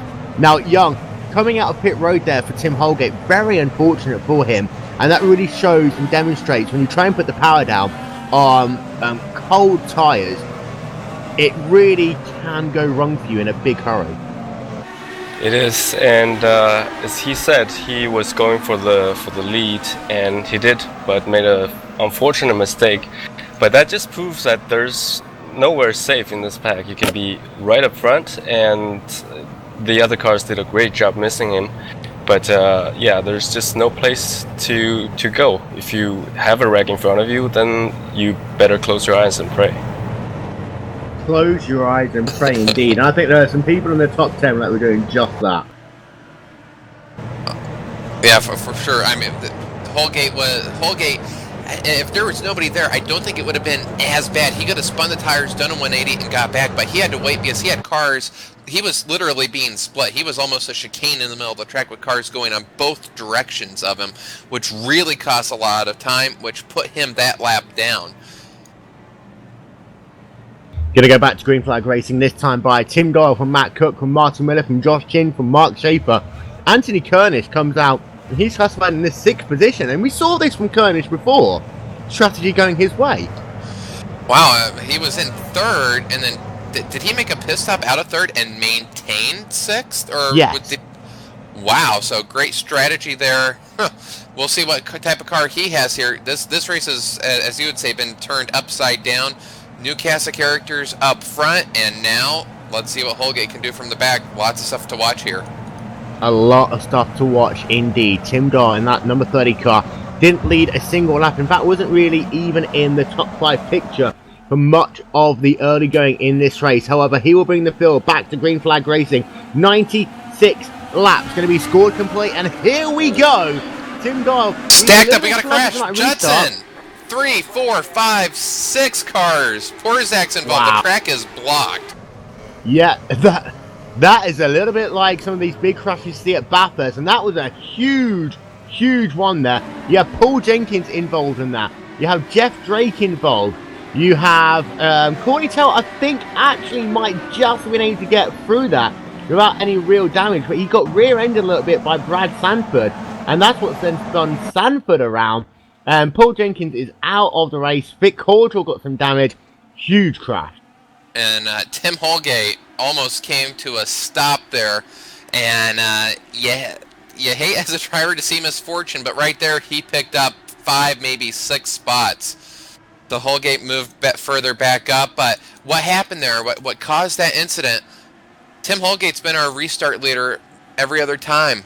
He's been going early. Tim Doyle waited a little bit.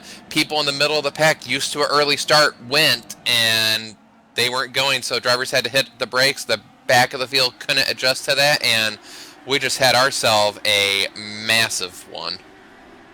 Yep, and that's that whole thing, because we're getting into we're getting into the business end of the race. People do not want to be in a situation where they lose positions or they lose a draft and a restart.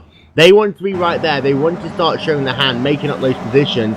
I think people got a little bit tetchy. They thought that Tim was going to go early, and then when he didn't, everyone was just hovering there with their right foot over the gas pedal.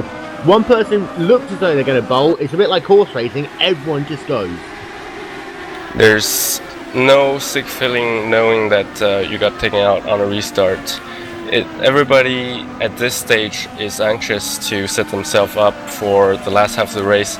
to be in a position to win. But still, there are more than 80 laps to go, and yeah, it's just very, very unfortunate. And people anticipate start. That's just human nature. You don't want to lose any ground, but cautions, precautions. But if they can get through a restart without any problems, like we saw last stint, then we might as well. We could have the possibility to go green towards the end. There is that possibility. Cautions breed cautions, but we've always seen this in 16th Street competition. You see a lot of people, by the way, on pit road right now. A couple of them looking as though they're going to top up. In fact, I think I just saw Tim Holgate. Indeed, yeah, he's going to try and top up. This could be critical later on. As I saw John Porzick there on pit road as well. I think he is trying to top up, but he's got himself... No, he's not got any damage. Yes, he has. Just a little bit of damage on the right-hand side. His car's toast, so it really is just the one car of Tim Holgate who's topping up and might get a big advantage later. Oh, big advantage. And with as many cars damaged, he was truly the last car in the lead lap, so nothing to lose there. So, we're working ourselves now on lap number 98 in this race. And lap 100 is going to be in the books, and it will be led by, by Tim Doyle there, who's just slowing down to allow the pace car to go by him. But for Matt Cook, Martin Miller, this is a change of scenery now. So they have got to anticipate what Tim Doyle is going to do. They're going to have to understand how Tim's car is going to run in traffic. So it's a very different story to what they were doing in the early stage of this race with Tim Holgate. Yeah, and will Matt Cook want to take the lead? We know he has the car, and will Tim Doyle? This is the first time Tim Doyle's been up front. We don't know what type of car he has in clean air.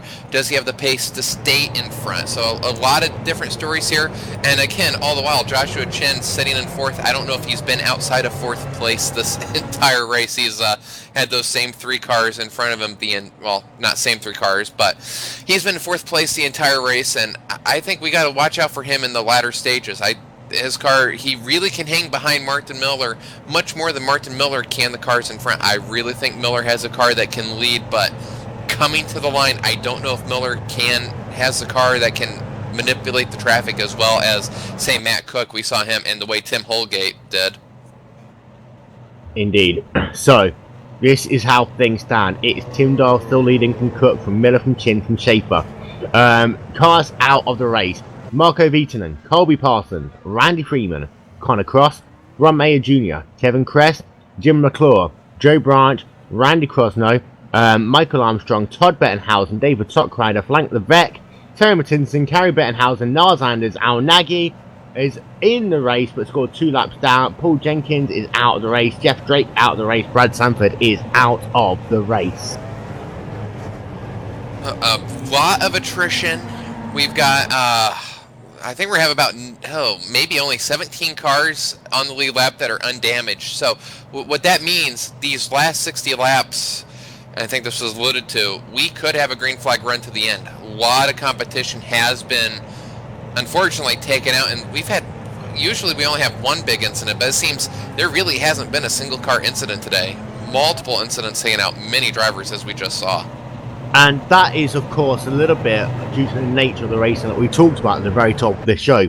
People can't get away from each other. The draft is huge here today. It's cold tyre temperatures. So it really does lead itself to a style of racing where single car incidents aren't as prevalent. For example, if the weather was the same as it was in qualifying, higher wind, higher track temperatures, and a lot more humidity, then it would be a different type of race. But drivers have to adapt to any race placed in front of them.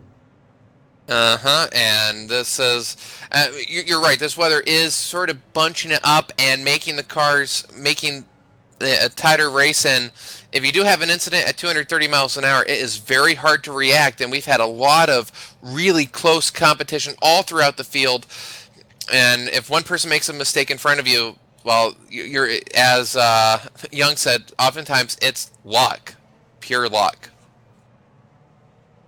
So, we have got ourselves, as you say, 20 cars, well, 19 cars now scored on the lead lap.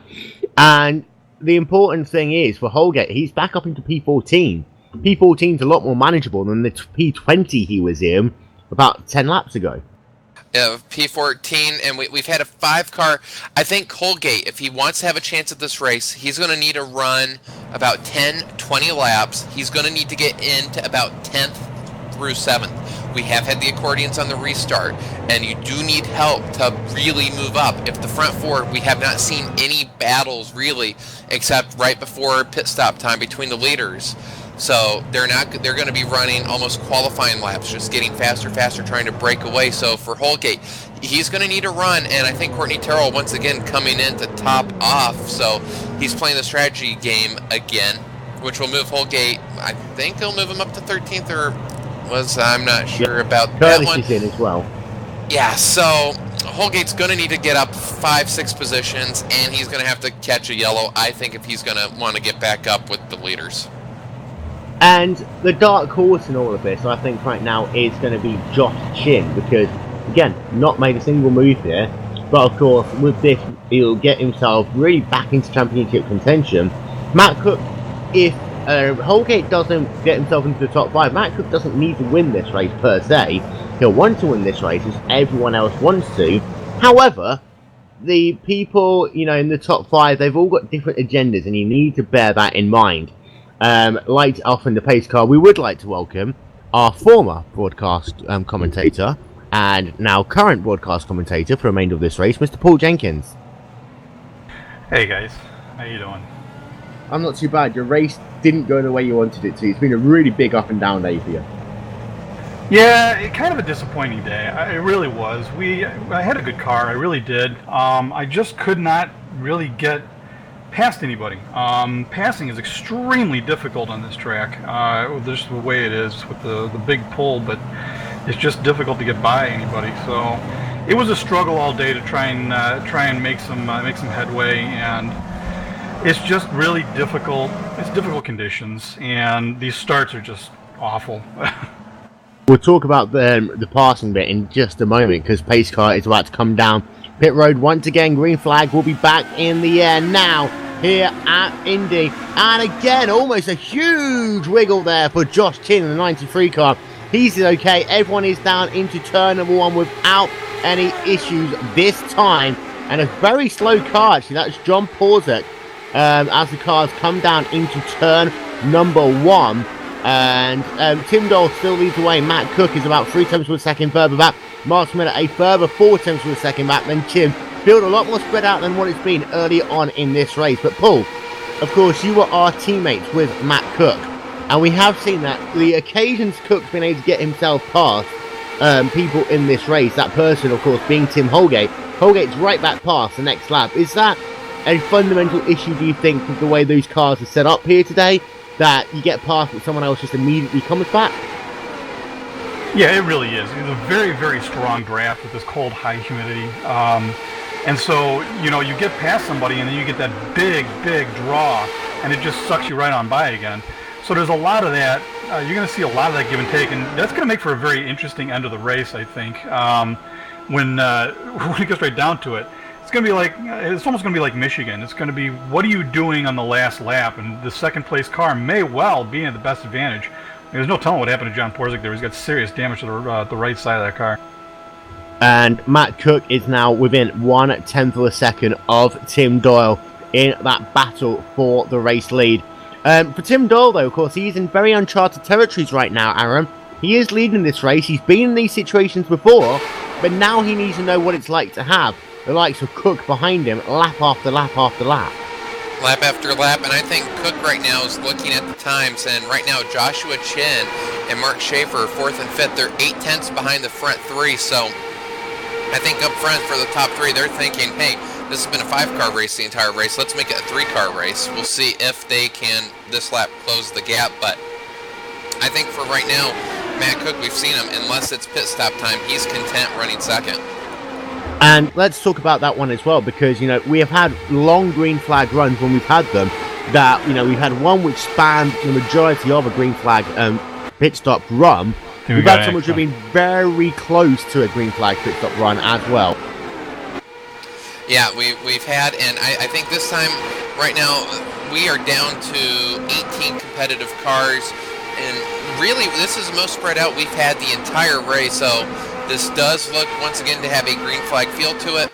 Up front, I don't think we're going to see anything. And let's see, did we have something happen to Mark Schaefer? Yes. Oh, Mark Schaefer has a cone. Mark Schaefer picked up a cone. I think he picked that up trying to avoid an accident. I'm going to go back and take a look here. But he actually got loose out of turn 1, trying to keep it. He clipped the wall. He clipped the wall and almost spun and managed to save it. Caught a bunch of cones on the way through the safety lane.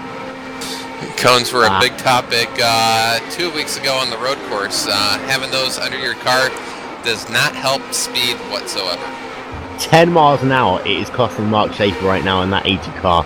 A huge, I mean, when we're doing 230 miles an hour, 10 miles an hour is ginormously huge, Aaron. It is, and what that has done, that's a break that Josh Chin had him right behind, and the two of them were working together.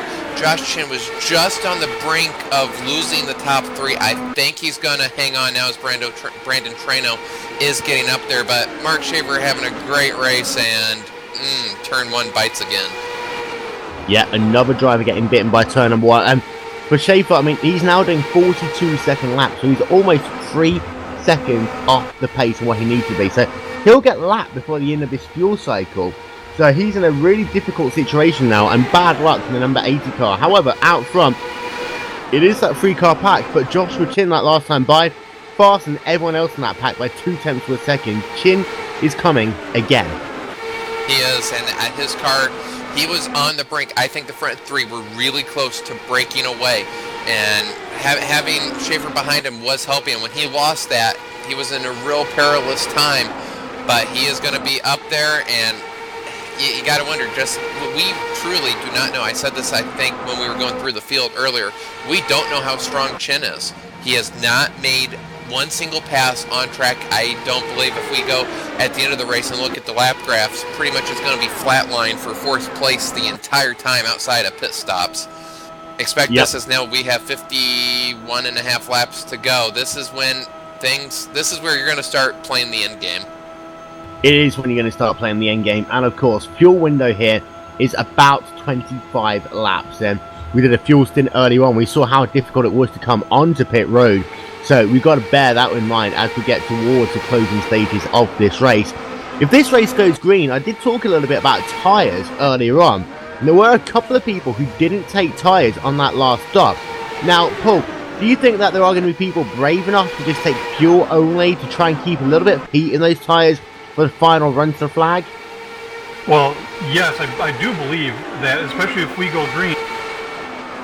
If we go green to the end, you've got to get a green flag pit stop, which means you got to get a green flag exit. And on cold tires in this temperature, I mean, it almost gives you visions of Roberto Guerrero. I mean, the car is impossibly loose when you're trying to get off of the safety lane. So the warm tires make a big difference trying to get out of there. So if you want to make up any time, you almost have to go with the old tires. But the tire wear here in this cold weather is not really that significantly bad. So you can go 2, and if you're really bold, 3 stints without taking tires. And they're working themselves right now on lap number 110, so it's going to be 50 laps to go. We are getting into the business end of things right now. Doyle still leads from Cook, who's leading from Miller, then Chin, then Treno, then Arg, Peterson, Davis, Kingsbury, and Demerit. They are your top 10. Treno was able to catch up to the rear of Joshua Chin. However, Nefri Arg and Chad Peterson, they are there or thereabouts. We'll keep an eye out on their lap time, and they are closing it in just a little bit. And I think a couple of strong laps by Nefri, he might be able to make this now a 7-car race in the battle for the race lead. 7 cars would be good. Nefriak hasn't been in a point where he has been able to latch on to the front group. He has always been working his way up, and he's just outside the window of being able to really get that excellent toe up there. This will be a really telling lap if he can close the gap a little bit more. 1.1, yeah, I think they're going to be coming fast.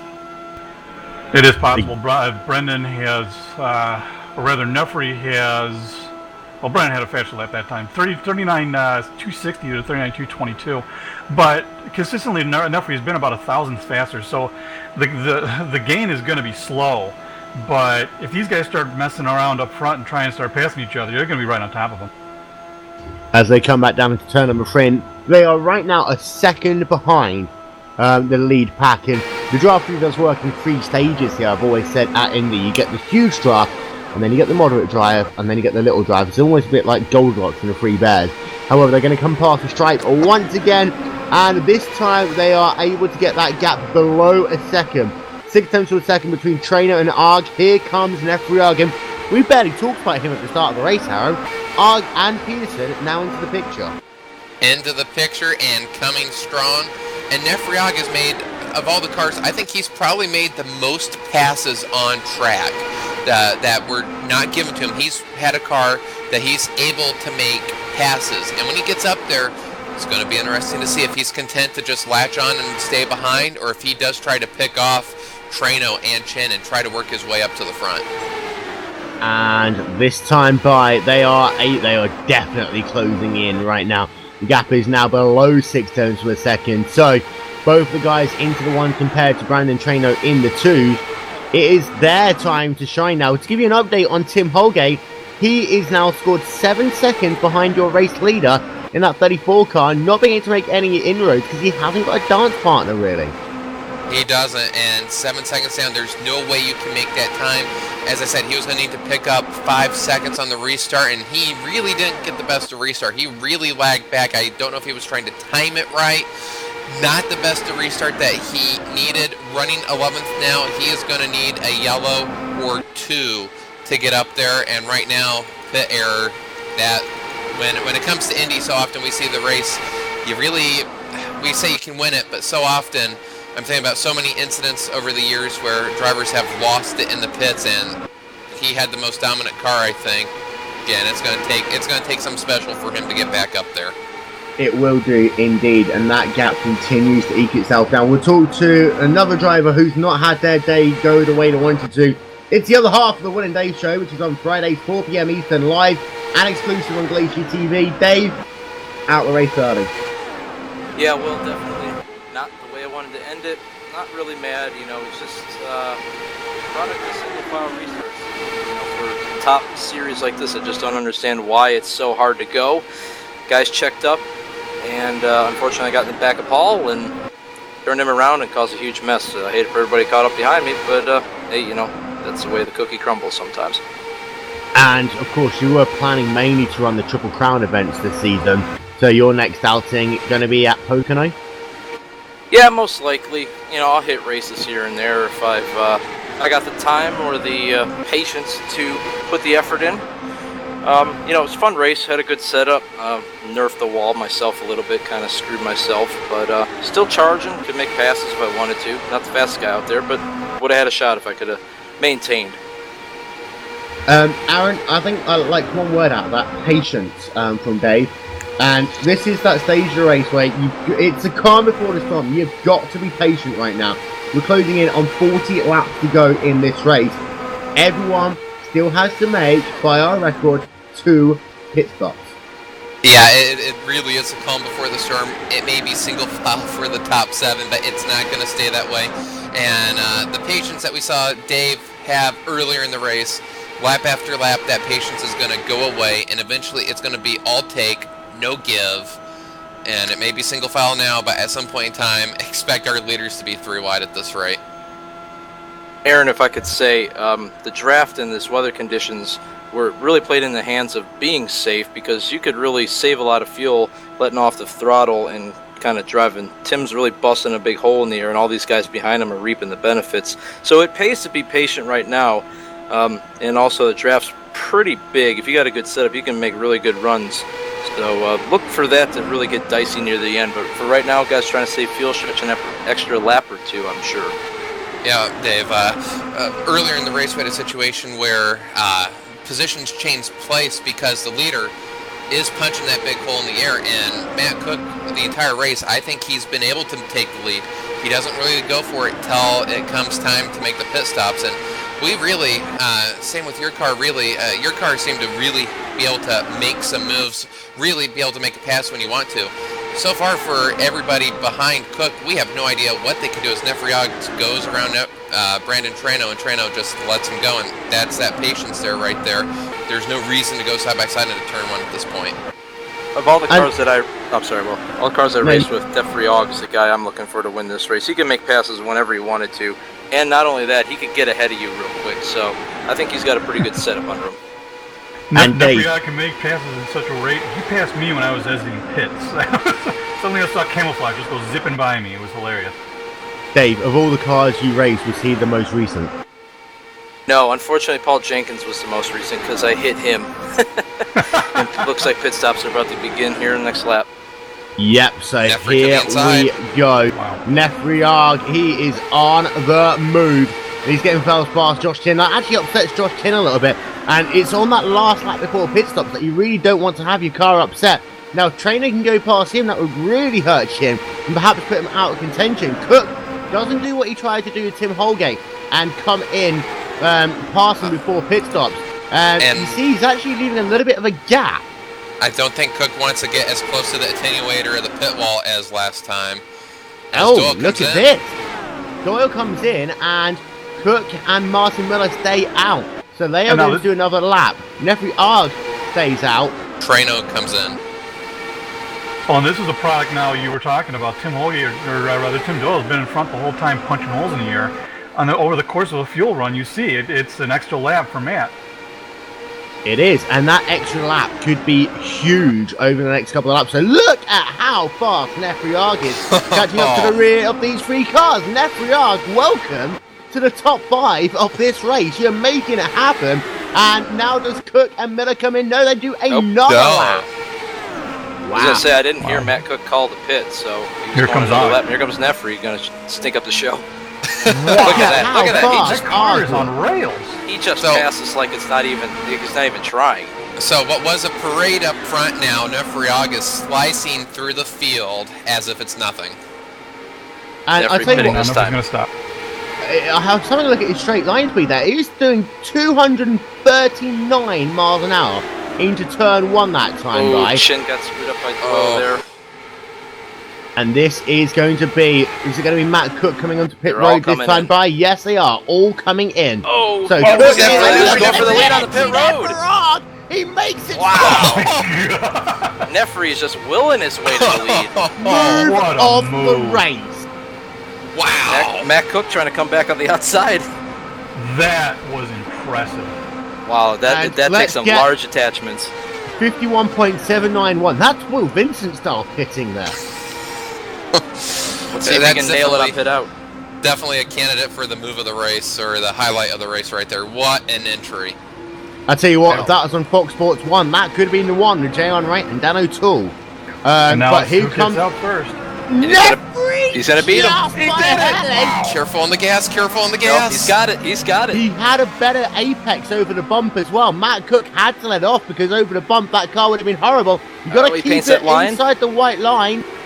He's gonna beat Tim Doyle out potentially. Nefriog, this is going to be close. He's just going to pull up right in front of him. Speed. Oh, he's going to fox him out. Here comes Doyle and Trano, 3 wide. Wow. And here comes Cook. Cook's going to take advantage of Nefri's little slip up there. And back to third for Cook. Oh my God. Wow. Wow. I would not have thought Doyle would have been able to get the lead. Of all the races get wrecked out of early, I'm glad it was this one, because it's a hell of a show right now. It is. Yeah, and no doubt. Everyone still has... Whoa, wait a minute. Some guys are right on the limit right now. Actually, I'll take that back. Everyone's going to make one more pit stop with about 10 laps to go if this race goes green. 3 cautions, everyone will be almost good to go to the end, but we are at that stage of the race. This is Indy. Anything can happen, and there are 35 laps left to go at the line. And now, we'll... Sorry, Will, but Matt Cook and Peterson got around Nefriog. The Og's car early on in the run must not be handling well, and now he is being fended off, or he's trying to fend off Josh Chin. Boy, he lost and so here much comes momentum. Holgate.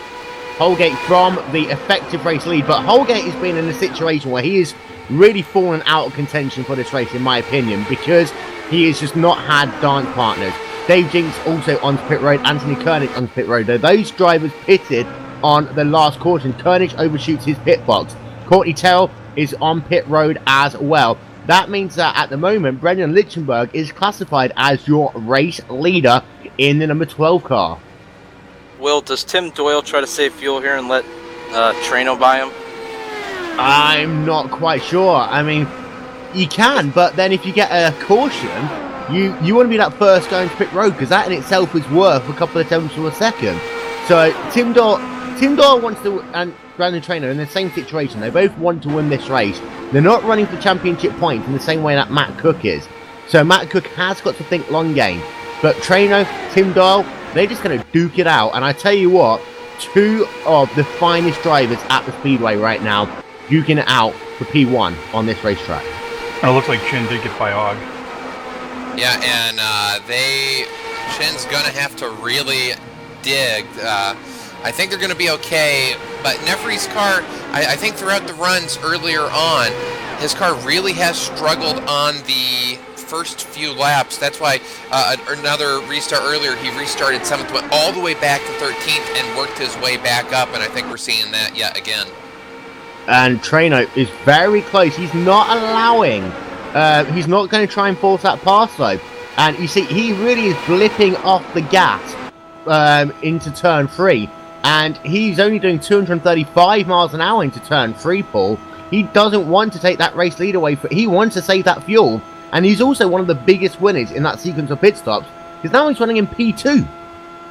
And he certainly does look like he's got the speed to go by him at any point he wants to. I think at this point he's just going to be content to hang back there, kind of see what happens, and maybe just wait and see what happens at the pit stop. But as I say that, it looks like he's taking a peek. Matt Cook's now firmly into the fray. Peterson's not far behind. And Chin and Og, if they don't pick it up, are in danger of maybe possibly falling out of the major portion of this draft. Well, these guys are about 5-6 laps away from making it on full tank, according to our calculations on Impact Racing. So, and this is the interesting point of this race. How brave are you? Because you want to have those tyres working perfectly at the end of the run. Now, if you're going to come in, you'll lose a little bit of tyre temperature as you come onto pit road, and you might lose a little bit towards the end of the run. And I heard some people saying that as soon as that pit window opens, you might want to try and actually bring that car into pit road early. Yes, it's risky. If you get a caution, it's almost game over. But this race is getting more and more of a green flag feel to it, Aaron. Indy is the one place where you need to be brave. You need to be brave, and if you're taking a lot less fuel, if you're in the top 4, you may be able to stay on the lead lap. And if that's the case, a yellow would work into your favor, as everybody else would have to pit. You would take the lead, but boy, I think if you do want to pull that strategy, you have to maintain the lead lap. The risk of a caution, so great here, especially late. We saw this last year here. We had a green flag run up until the last 15 laps. We are spread out, but things can happen. So if you do want to pull that strategy, I think you have to be able to maintain the lead lap. Going up down a lap, I don't like that. And this pit window opens in 4 laps time.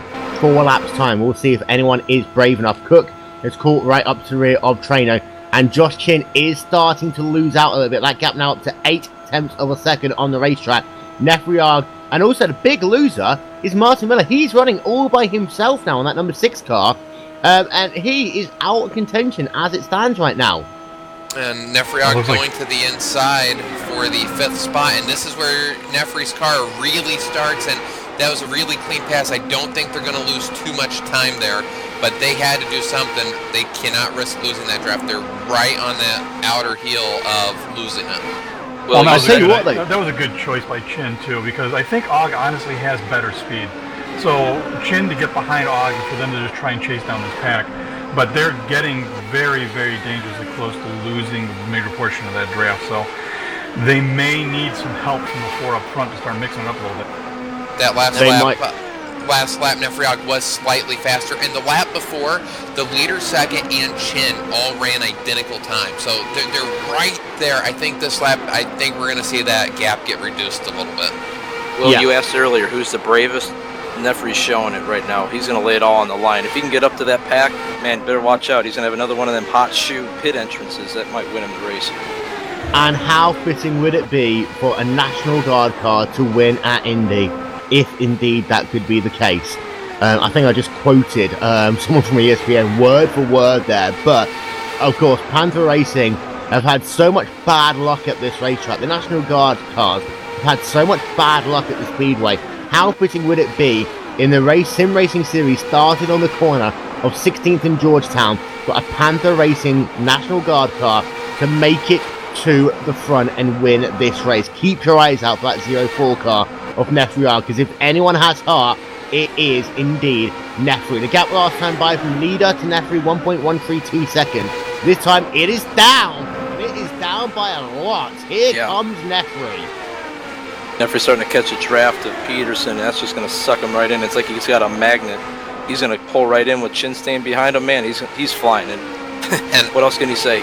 And when he gets there, as what we saw before, I don't think he's going to be content just staying in the train. He is going to want to go to the front, and he has the car to do it for sure. That's absolutely true. Nefri is not going to wait any longer. I think he knows that he needs to get in the position so that he's got clear track ahead of him for the stop. And once he gets there, he's not going to stop his momentum. He's just going to plow. This is going to be very, very interesting here in the span of about 10 laps. Another thing in their mind is you do want every position now, because should the yellow come out, you're going to have to make a pit stop. Everybody's going to come in. Every position you have is less likely. Well, we've seen those string outs on the restart. If it takes you 10 laps to get up there and there's 8 laps to go, race over. Indeed, and the pit window is now open. So if anyone's going to be brave, this is about the time that they are going to consider doing it. But those top 4 cars right now, they're running in such a big pack, and they've got so much speed going on for them that there's no point in doing it, because of the simple fact they're going to lose more than they're going to gain. Nefri, so we need to keep an eye out on him, because that gap is now below 1 second. He's gaining a tiny bit, but we saw last time he gets into about 5/10 of a second behind, and boom, there he is. He'll be there in 1 lap. But Martin Miller, I feel sorry for him, because that 6 car has been in the picture the first half of the race, but as the video said at the top of the show, Aaron, it's not about those first 100 laps or so. It's about those last 10 laps that really define a driver. Oh, how many drivers have dominated Indy the first 100-something laps, and they're not there at the end? Spin in the pits. I'm sorry, I think that was Schaefer spinning in the pits. Mark Schaefer. And of course, caution won't come out for that, but Schaefer, he's had a bit of a rough day, and his day continues to be rough. He has scored 4 laps down in the 19th position for the time being in the number 80 car. And you're right there, Paul, you're saying a very similar thing as well. You know, you define drivers in the last 10 laps of the race. No one remembers the car who was so good in the first 100 laps. Well, and I can really empathize with what Martin's feeling right now. I recall a certain ISOWC race in Michigan where, I mean, it was probably the best car I ever had. I mean, it really, quite honestly, it was the best car I've ever had. And I really feel like I could have won that race, but I just made one mistake on the pit stop, was left out to dry, and man, off I go. Here comes Courtney Terrell. It's starting, guys. It is on, and Chad Peterson going past Here Matt comes Nefri. And what that did there, those top 4 battling for position, that allowed Nefri to be like, yep, thanks, I'm back into the game right now. So Peterson has helped out Nefri Arg in that 04 car. As it stands, you've got Tim Dorr leading the way for Team Nap Racing. Brandon Traino for Broken Arrow in second. Chad Peterson, Broken Arrow in third. Matt Cook, Aero X Racing in fourth. Nefri Arg, Panther Online Racing in P5. And then Josh Chin is in the 6th position. They are the top 6 guys we're going to pay attention to with 20 laps left to go at the line. It is the business end of things here in the 2014 16th Street Indy 400, powered by iRaceForLife.org. And I think that Traino might actually start thinking about making a move on Tim Dog. He's getting big pressure from Chad Peterson behind him. Traino's getting really antsy, especially with his teammate behind him, who's shown that he's not taking any prisoners. He'll pass anybody. Don't matter if you're on the same team with him or not. And everybody knows that Ogg's coming and he's not stopping. Yeah. And behind them, behind them, we did mention Mark DeMiller. We have Tim Holgate. Those two drivers, the only thing in their mind is yellow, yellow, yellow, yellow. Come on, yellow. If Holgate gets a yellow right now, he will have a chance, but right now that doesn't look to be the case. This is going to be settled by these 6 drivers. You very rarely get cautions going your way at Indy. And these guys, they're going to have to hope that someone messes up on pit stops to be able to get 1-2 positions at a time. And of course, the way the championship is right now, Matt Cook is going to eat that championship out once again, Aaron. Yeah, and Holgate looked good, and that's the way Holgate's season has been. Just very minor errors, which this one turned out to be a major error, just at the wrong time. And you probably count maybe 20 points that Holgate has just sort of given up. And this is another example as Trano looked like he almost thought about going to the inside. Doyle left it open. Didn't go for it, and another 10 laps that might have ended differently. Here comes Trano. Will he do it? Yep, he's going to give it a... No, maybe not. Oh, Jeffrey pops out. But here comes Og. Cook. He's going to get him. And he will complete that pass there down into turn number 1. Very close there. And of course, for Cook, he's got to think about that championship. When it comes to this business end of things, you know, winning the race is awesome, but he's got to think about the fact that he's racing in a full season for a championship right now. One wrong move, he could be out of the race, and then it'd be advantage Holgate or advantage Chin in this championship. Chin, of course, back into the mix as well, now running in the 6th position on the racetrack with less than 20 laps. And it is 15 cars now scored on the lead lap. And I tell you what, Brandon Trano is not as fast in a straight line as Tim Doyle is. And that's we haven't seen it unless he is really lifting. He could be really lifting, but we have typically seen the 2nd place car faster. When Holgate got passed by Cook, Cook was just sitting there at any point in time. So it definitely seems Trano is faster in the back straightaway in turn 3 than on the main straightaway, which is really different. Typically the passing zones are in turn 1. But on the back stretch. Caution's out. And here is that caution. And it is Schaefer. Mark Schaefer. Single car incident.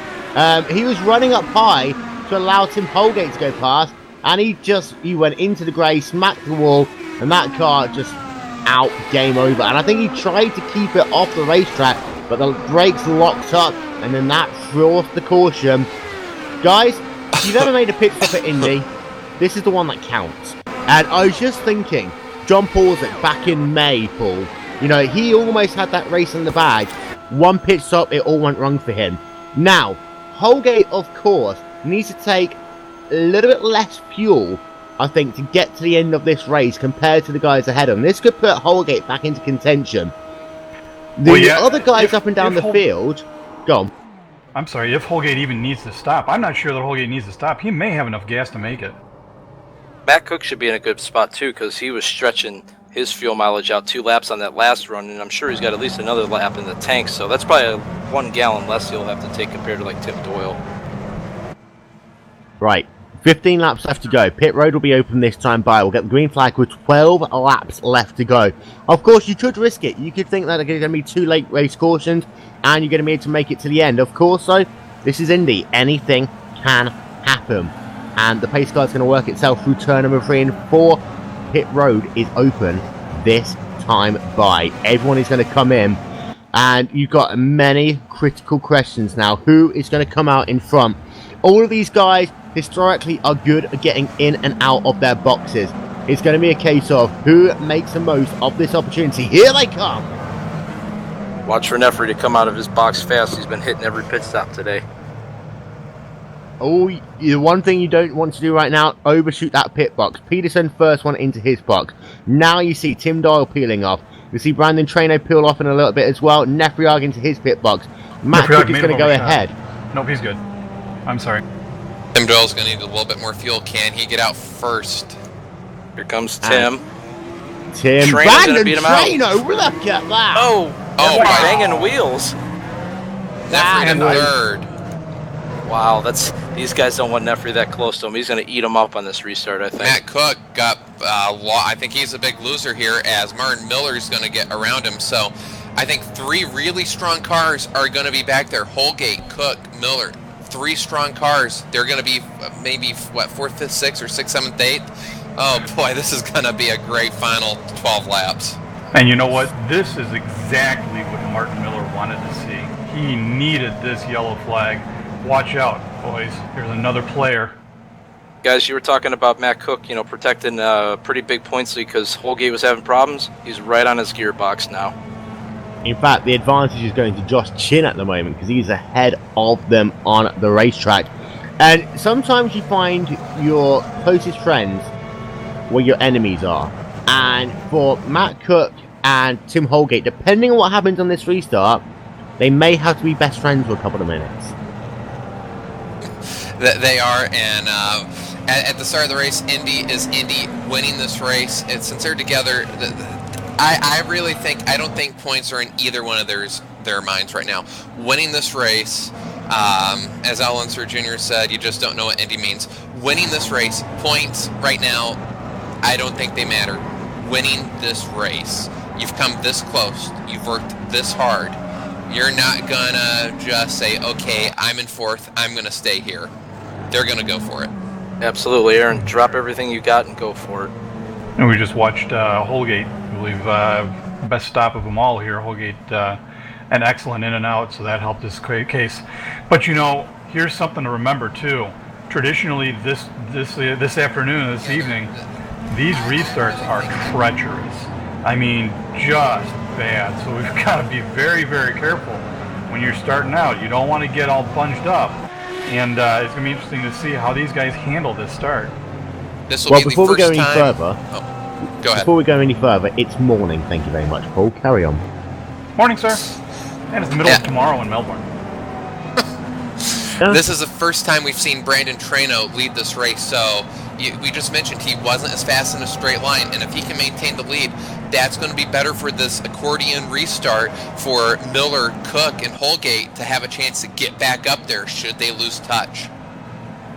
Indeed it is, and we'll run through your top 5. It is Brandon Treno for the number 9 Broken Arrow Machine, leading away from Tim Doyle in the number 30 Hoyt Wines car. Number 37 are Chad Peterson in 3rd, Nefriag in 4th, and Josh Chin in 5th. Then Martin Miller, Matt Cook, Tim Holgate. They are the top 8 guys. These top 8 guys have been the big contenders all race long. Pick a winner. Paul. Nefriag, I like what he's got to show. And he's got a car that's on light fuel. He's in 3rd. Look out, guys. This might be his night. Dave? Nefriag, got to go with Paul. He's shown the heavy hand and the large attachments. Aaron? I'm going to go way out on a limb and say Tim Holgate, spin and win. I know I'm choosing the person furthest back, but he's going to be on a mission. It's going to be hard, but I think he's had one of the strongest cars. When Matt Cook got around him, he got right back around, but 7 cars in 12 laps, that's going to be a long shot, but I will go with a long shot. Of course, if Holgate can win, this will really stamp an exclamation point on his championship charge. If Nefriag can win this race, then lock up the Fuzzy Girls. That's all I need to say about that. Pace car is in. Brandon Treno getting ready to restart this race, and here we go. It's a good start, a slow start, but a good start by most of these people. And I tell you what, it does look as though there's a little bit of separation as the cars come down into turn number 1 once again. Everyone is okay. Ray Kingsbury is battling with Michael Chin momentarily on the racetrack, but our attention is at the head of this field. Treno has a 4-car length advantage over Tim Doyle. Tim Doyle has a 5-car length advantage over Nefriag. Holgate to the inside. And he's coming already on Matt Cook. Now we know that both these cars need to get moving. Ooh, side by side through 3. And it looks as though that he will get the job done. Caution's and out. caution is out. Oh no. Let's make things even more crazy. Ray Kingsbury involved in the wreck in the number 25 car after battling with Eric Davis. Moving on. And this really is now a dash to the line. And we saw Holgate was good on the restart there. We have no idea, though, what can happen. And Treno's in the catbird seat. One more of these cautions, this race is almost over. Oh, not the yellow we wanted to see. We wanted to see this go green to the end and have just a fierce battle. Now it's going to be even less time, which for people fifth on back, it takes a while to get back up there, so this race now could be settled by the front three. Guys, I'm still looking at that for Yog. You know it's going to take a lap or two to accordion back up, but there's still enough time for these guys to get up there. As long as they stay green, we're going to have a hell of a finish. I will now change my pick. I'm jumping ship. Nefriog. Yeah, consensus. Hey, you pick can't now. change your bet. Hey, we're about to cross the start-finish line. I'd like to place $50 on Nefri, please.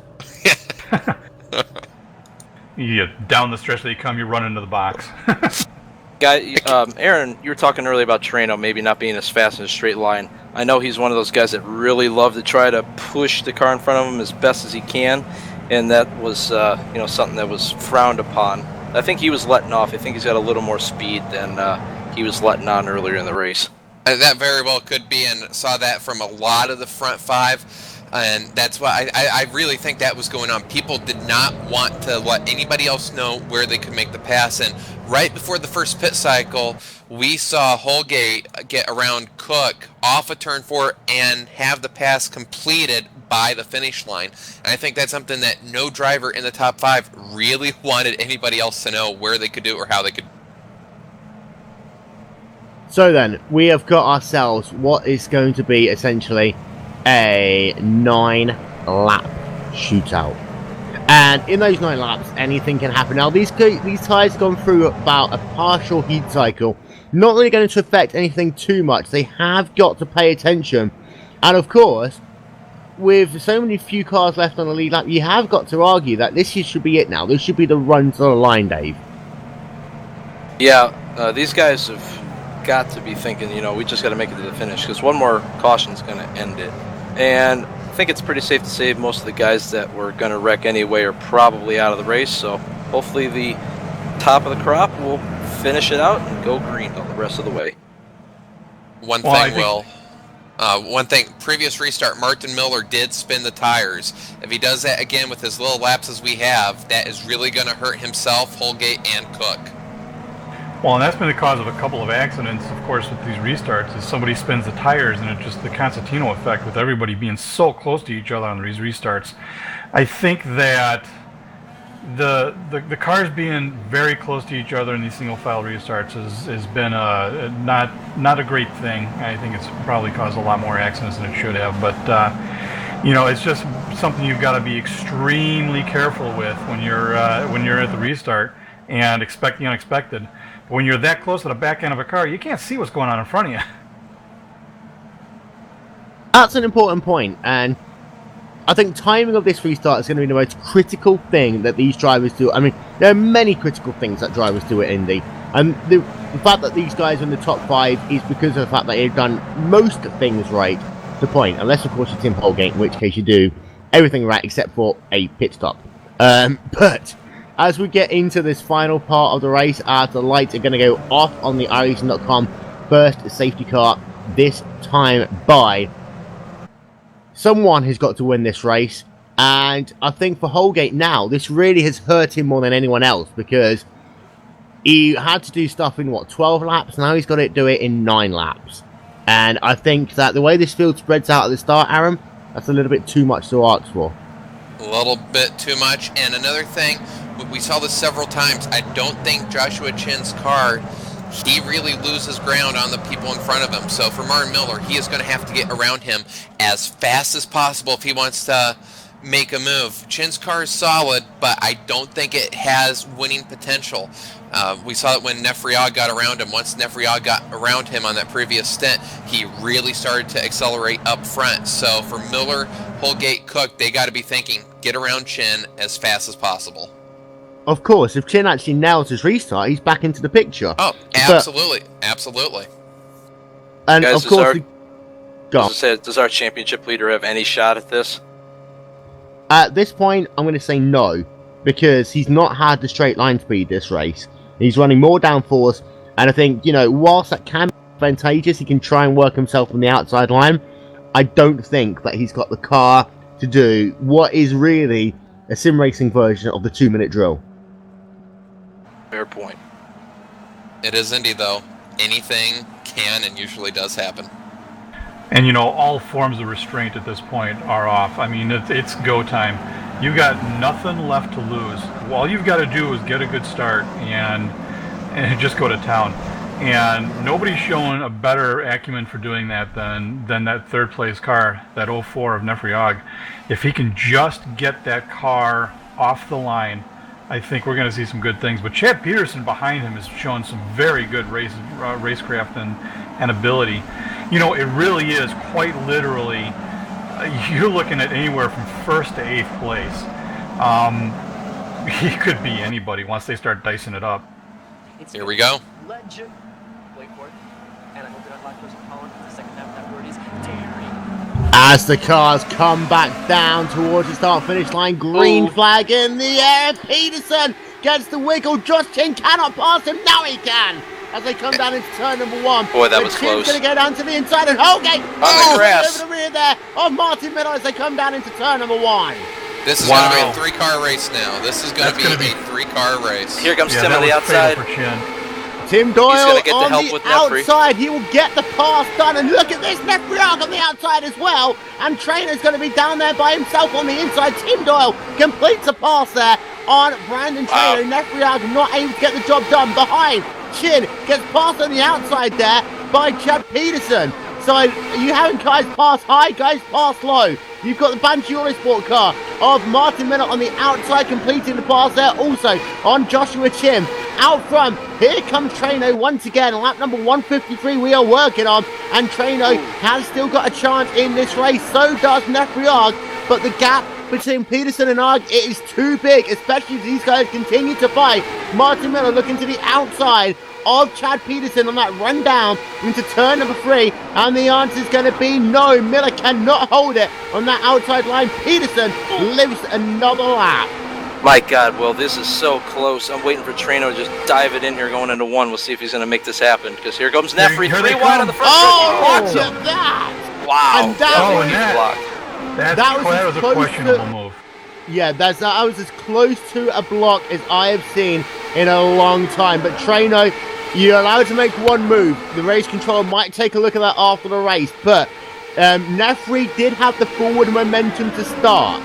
And that was the thing. As soon as the car gets the forward momentum, you cannot then block them. Traino, as they come through turn 3 and 4, it's not over yet. There's still 6 laps of this race to go. And warning there for the 9 car. Brandon Traino there for blocking on Nefriag. But here comes Traino down to the inside. And he's going to try and make that pass on Tim Doyle as they come down. Nefri's got nowhere to go. He's got Hey, he's going to go 3 wide. Is he going to go for it? Oh, look at him. Yes, he is. He's going to try to make it 3 wide. This isn't going to work. He's doing it. He's doing it. Nefri's going to make it work. Oh, my Lord. And they're holding it for 3. 3 wide through 3. Oh, my God, they held it. Nefri is trying to make it work. He's going to cut underneath. Look at Trino going all the way to the inside wall. Now this, you can do that. You can go down to the inside. You can hold that inside line as you come out. Here comes Nefri. You see, again there, that might have been 2 moves, but Trainer leads this race with less than 5 laps to go. This is one of the craziest finishes I've seen to an IndyCar race in a long, long time, and it is far from over. The next 10 miles are going to be absolutely phenomenal. To give you an update, by the way, Martin Miller's got ahead of Matt Cook. Matt Cook's got ahead of Chad Peterson. Tim Holgate is just about being passed there by Joshua Chin. So it's going on in all shapes and sizes in the remaining parts of this race. Here comes Nefriag. We know how fast Nefriag can be. If he can get the straight line speed. I think Trino's not going to get the line in the corner. It's not, and listen, if he pushes up, then he might be able to do the cross under into turn number 2. Not quite close enough though. And Tim Doyle thinking, well, who do I work with here? What do I do? He's going to have to pick them off one at a time. But Tim Doyle, a great piece of momentum running there out of turn number 2. Here comes Tim Doyle. And he's going to come down to the inside of Nefriag. They come down into turn number 3. This is all helping Brandon Traino out right now, but this could all change in the last 3 laps of this race. It is Traino from Tim Doyle, from Nefriag, from Martin Miller, from Matt Cook, from Chad Peterson, Tim Holgate, Joshua Chin, Michael Chin, and then Eric Davis runs out your top 10. Down to turn number 1 once again with 3 laps left to go. And I think right now that Tim Doyle needs to think about getting that job done now, because if the caution comes out, then it will be all over. Down they come, down the back straightaway. Here he goes. He's going to get that line, perhaps into turn 3. I thought he was going to take it. This is all helping out Nefriog. If they just keep doing this, it's going to put them right back in the ballgame. Yeah, Nefriog's car, when he was second, he just couldn't get out of 1. At the exit of the corner, scrubbed a lot of speed. Going back to the restart, if the back 5 wouldn't have fought as hard, they would have been in this battle, but they fought too hard. And we have got less than 5 miles off this race to go. Down into turn number 2 once again. Will Tim Doyle try and make this move as they come down the back straightaway? He's not quite close enough. He gets good momentum though as he comes off the corner. And of course, Tim Doyle's been in this position before, working with Young O in this race. Into turn number 3, they come, and he's going to... Oh, there he goes! They're going to go down to the inside. What a move there. They're going to be 2 wide as they come down towards getting the white flag, and here comes Nefri. But there's no hold for Nefri. He's boxed in. Is he going to try and go around the outside? 3 wide to the white flag, and look at Nefri come now on the outside line. The final lap of the race. Nefri is going to hold it on the outside line as they come through turn number 2. All bets are off now, and I think Trano might have this one. I think so too, guys. Wow. He lost too much momentum, both these guys. Oh, half a lap left to go for Brandon Trano. All he has to do is just drive a defensive line. He's got this one, boys. Yep. No one's going to get him. In May, it was Broken Arrow's Brody Kostecki who won the iRacing.com Indianapolis 500 as they come down past the yard of bricks. Brandon Trano is going to win the 2014 16th Street Racing League Indianapolis 400. Broken Arrow dominates again at Indy. That was an impressive final part of the race. I've got to say, for as disappointed as I am to not be in this race, that was one heck of a show. How often do you say 3 wide at Indy and they all come out the other side in a corner? Not very often. Amazing display of racecraft there. Wow, that's wow. Wow, that's all I can say. Wow, and if you are just joining us, what a crazy finish to that race. Brandon Trano takes victory. Nefriog just 1.5 tenths of a second back at the conclusion of the race. 3rd place, Tim Doyle. 4th place, Matt Cook. 5th place, Chad Peterson. We'll run through your final race results in a moment. But guys, every time we come to Indy, it just gets better and better and better. Better and better and better. And could you have asked for a more thrilling final 7 laps?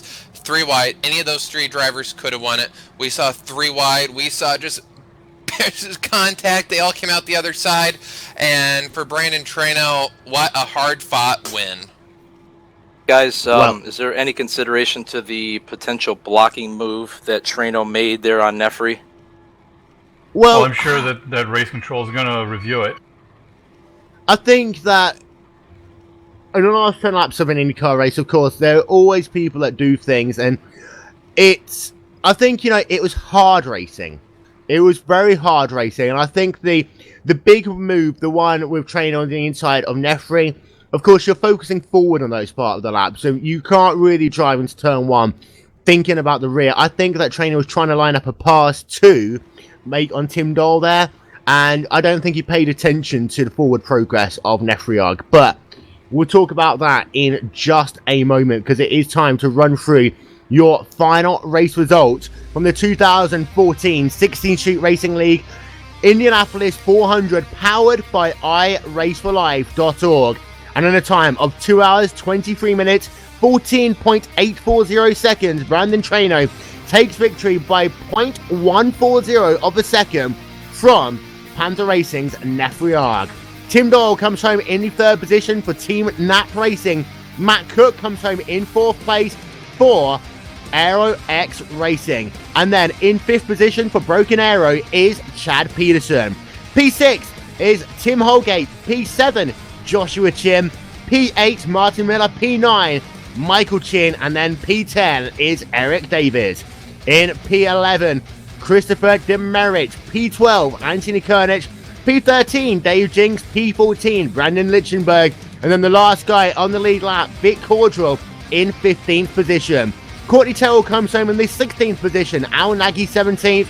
And then your retirees, Ray Kingsbury, Mark Schaefer, John Porzik, Matt Kingsbury, Dave Judson, Brad Sanford, Jeff Drake, Paul Jenkins, Kerry Bettenhausen, Niles Anders, Terry Mattinson, Frank Levesque IV, David Sockrider, Todd Bettenhausen, Michael Armstrong, Randy Crosno, Joe Branch, James McClure, Kevin Crest, Ron Mayer Jr., Connor Cross, Randy Freeman, Colby Parsons, and Marco Beaton. And guys, after all was said and done, what a crazy, crazy finish to that race. Crazy indeed. And wow, that was...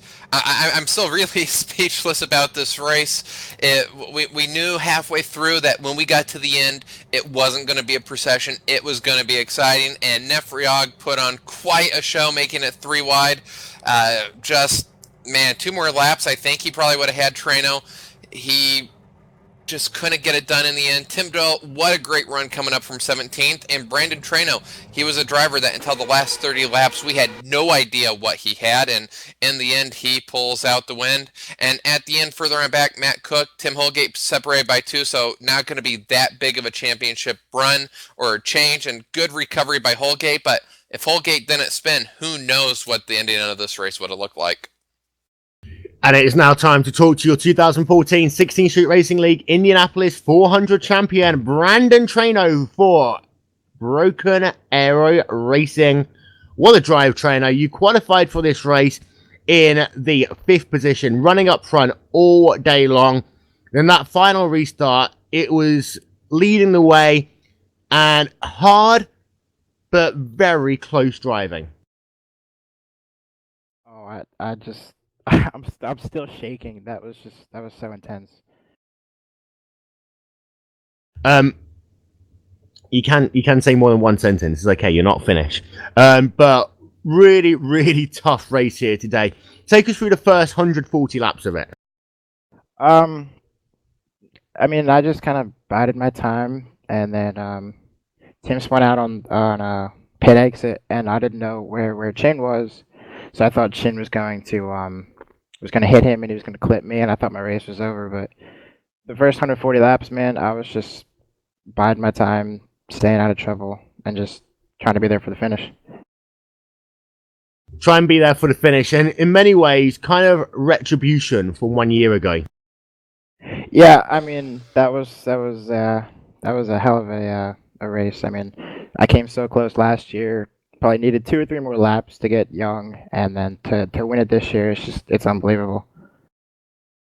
And those last couple of laps with yourself, Nefriog, Tim Doyle, were you aware that it was a 3-horse race at the end? I was trying to push Tim away so it could be me and Tim, but Nefri caught back up, and honestly, I think that just made it more interesting.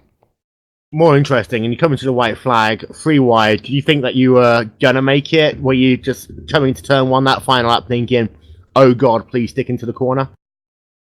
Yeah, kind of. I kind of put like a ton of weight jacker in that thing, never lifted, and just hope it stuck. Well, congratulations on the race victory. Say some thank yous. I gotta thank Chad Peterson, Ryan Norton, Dave Jinks, Brendan Lichtenberg, Mike Perry, I'm sure I'm forgetting somebody else, Gary Borkenhagen, Troy Fox, all the guys at Broken Arrow, man. I couldn't have done it without you guys. Brandon Treno, your 2014 16th Street Racing League Indianapolis 400 champion. Now, at this point, we normally try and talk to the funniest guy in all of iRacing. However, he's not here. Don't know why, but we'll talk to instead Tim Doyle, coming home in the 3rd position. Tim, you started 17th, and like every single time you do it, Indy, you find a way to be there at the end. Yeah, that was a hard-fought race. Not sure how I got up there, but just the pit stop seemed to help. I made a lot of positions in the pits, kind of just stayed where I was at on the track and slowly worked my way up through pitting. Worked your way up, and that green flag pit stop sequence kind of went your way big time. The way the caution fell out, got yourself into the race lead, and from then on, really that was where you're going to be throughout the rest of the race. So, how difficult was that first 120 odd laps to get yourself into that position, and then how difficult was it resisting the pressure in those last 50 laps or so? Well, the first bit of the race, I was happy just running. I was just, kind of feeling the car. I didn't have a lot of laps in practice, just running where I was at. It was kind of hard to pass. Everybody was pretty equal. The draft here now is pretty strong, so I just wanted to see what I could get when it presented itself in the pit stops. I'd make a couple up under yellow, and then on that one where I ended up making up a lot, and then the caution came out right after that. I didn't like that. I didn't want to be in the front. I was kind of happy behind people, just wait until the end. But Matt and the rest of the guys just stayed there, and then the pit stops again. Me and Brandon were able to get some pretty good stops when we came out together, so we had drafting help on each other, so that helped a lot. And then that final run to the flag, some of the craziest racing I think that we've seen at Indy in a long time. Yeah, that was some pretty intense racing. It was good, clean racing.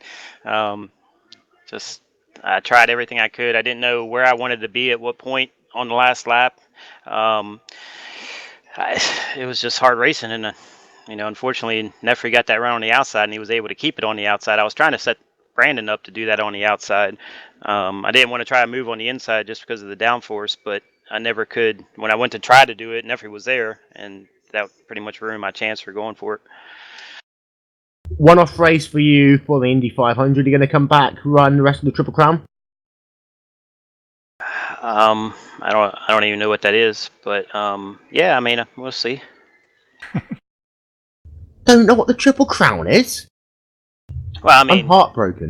I guess Pocono in Michigan or California or one of those. Yeah, that will work. But whenever we see you again here on the 16 Shoot Racing League, always a pleasure to have you here. Tim Doyle coming home in the third position.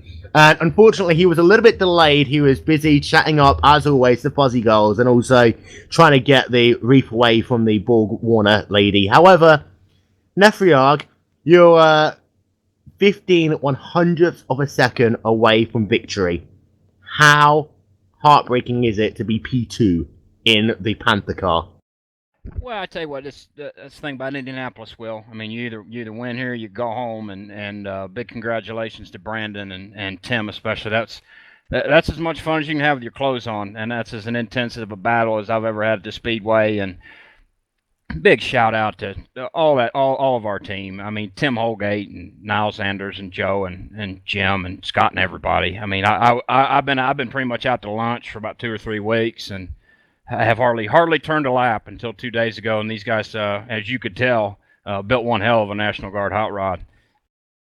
Well, one of your key advantages has been that second half of the run and your straight line speed. Some of the almost hitting 240 miles an hour down into turn number 3. I mean, really fast, but at the same time, the first part of the run was a little bit more difficult for you. And of course, you qualified this race here today, not in the top 5, but all the way down in the 13th position. So you had to work your way through the field. How much patience was required there?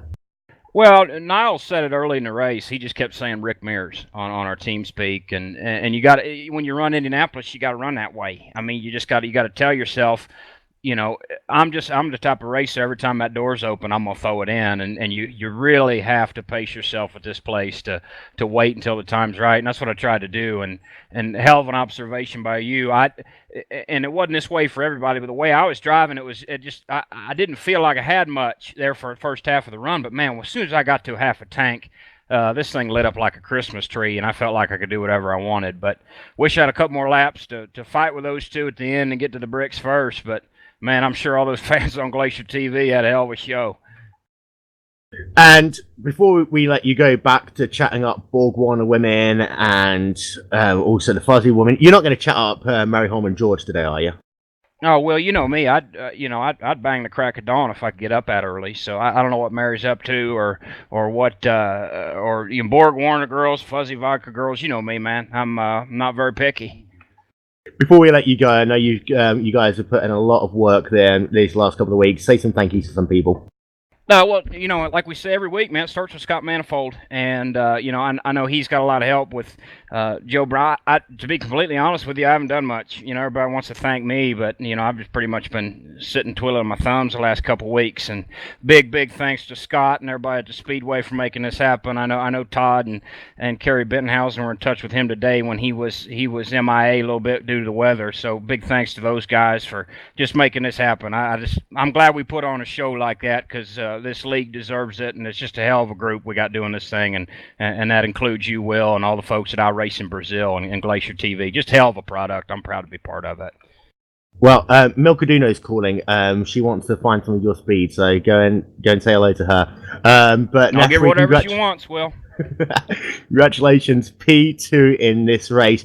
TD, we never got you. I never gave you the chance to say some thank yous to people. Say some thank yous to people.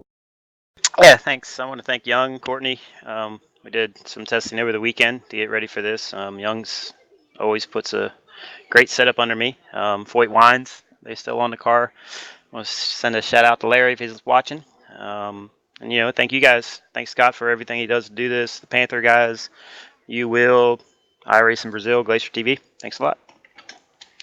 Right, we got a couple more people who we need to talk to before we go off air.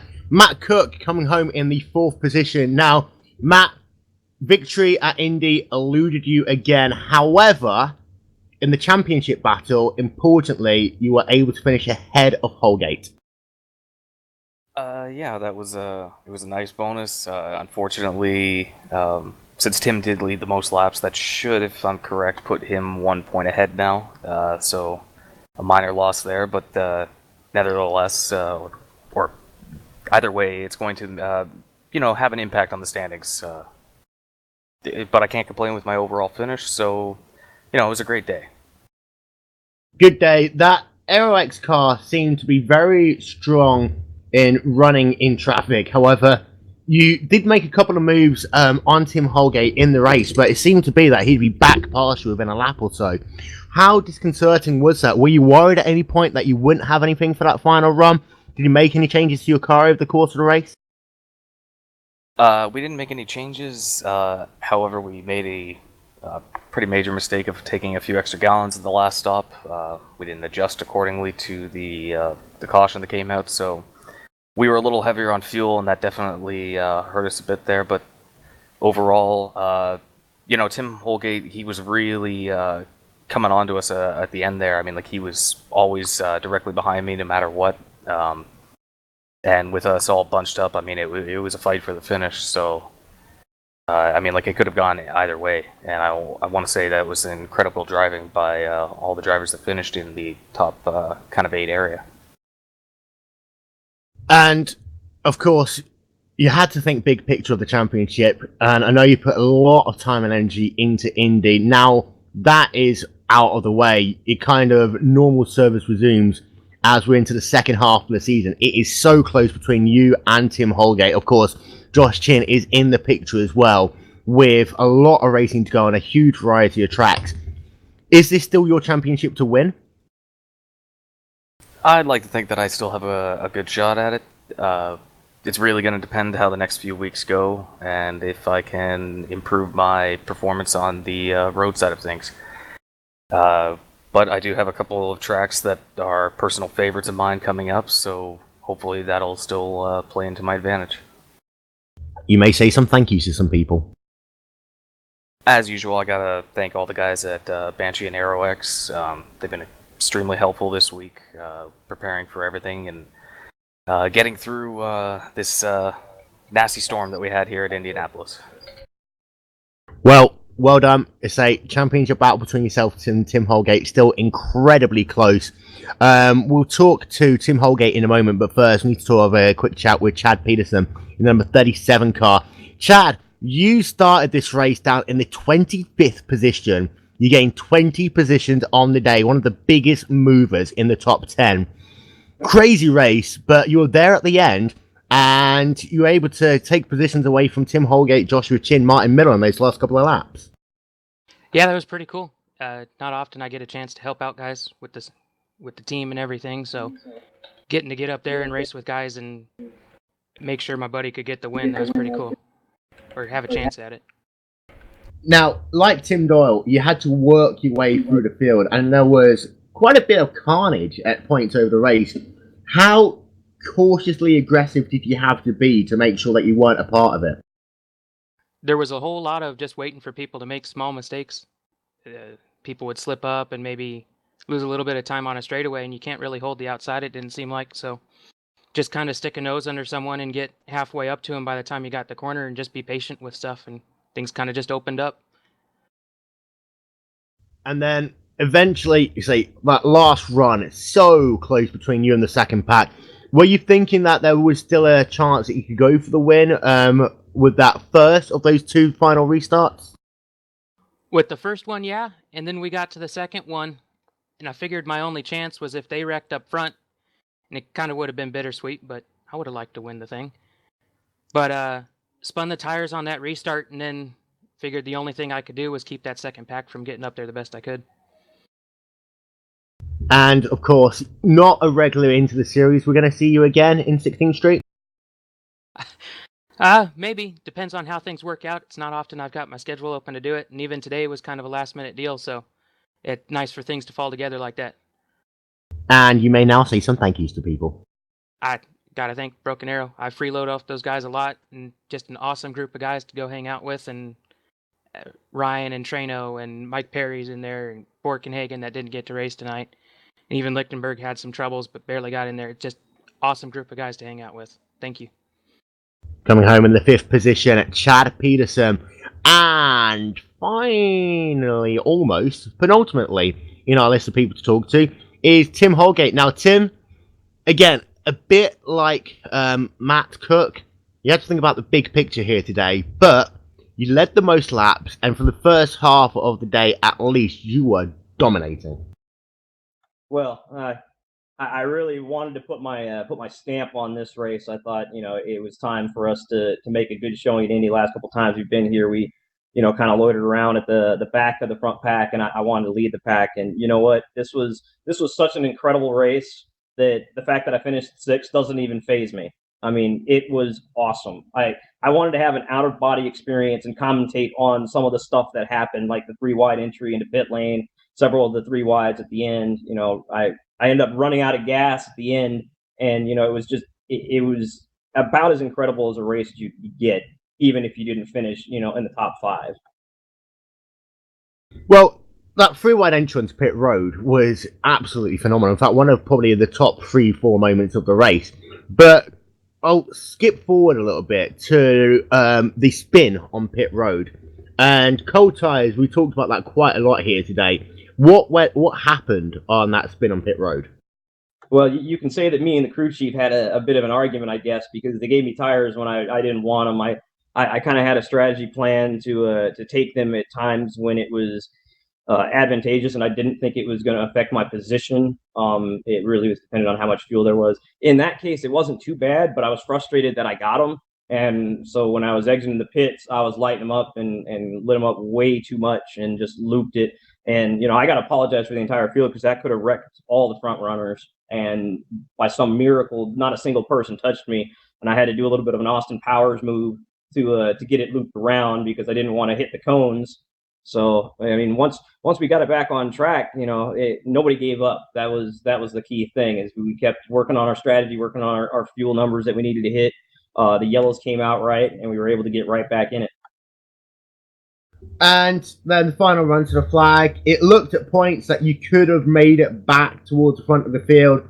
That second restart hurt you a little bit, and then as soon as that second pack started fighting, victory kind of slipped away from yourself. But finishing so close to Matt Cook and finishing ahead of Josh Chin, you've got to take huge satisfaction as you go to Milwaukee. Oh, definitely. I mean, if the points work out, like Matt was saying, and I'm in the lead, then, I definitely got to come out with this with a smile on my face. I mean, we could very well have finished down in 15th if we got caught in any of those accidents after we were back in the field. And, it all worked out. So, in the end, this is a great finish. It was a fantastic race. The team isn't paying me to do this, so, it's just for the joy of doing it. So, it's just a great opportunity to race with these guys. And I want to thank every one of the guys up front, Brandon Neff, Tim, Matt, Chad, Josh, and Martin, because that was some of the closest, tightest, fiercest racing I've ever done on this sim.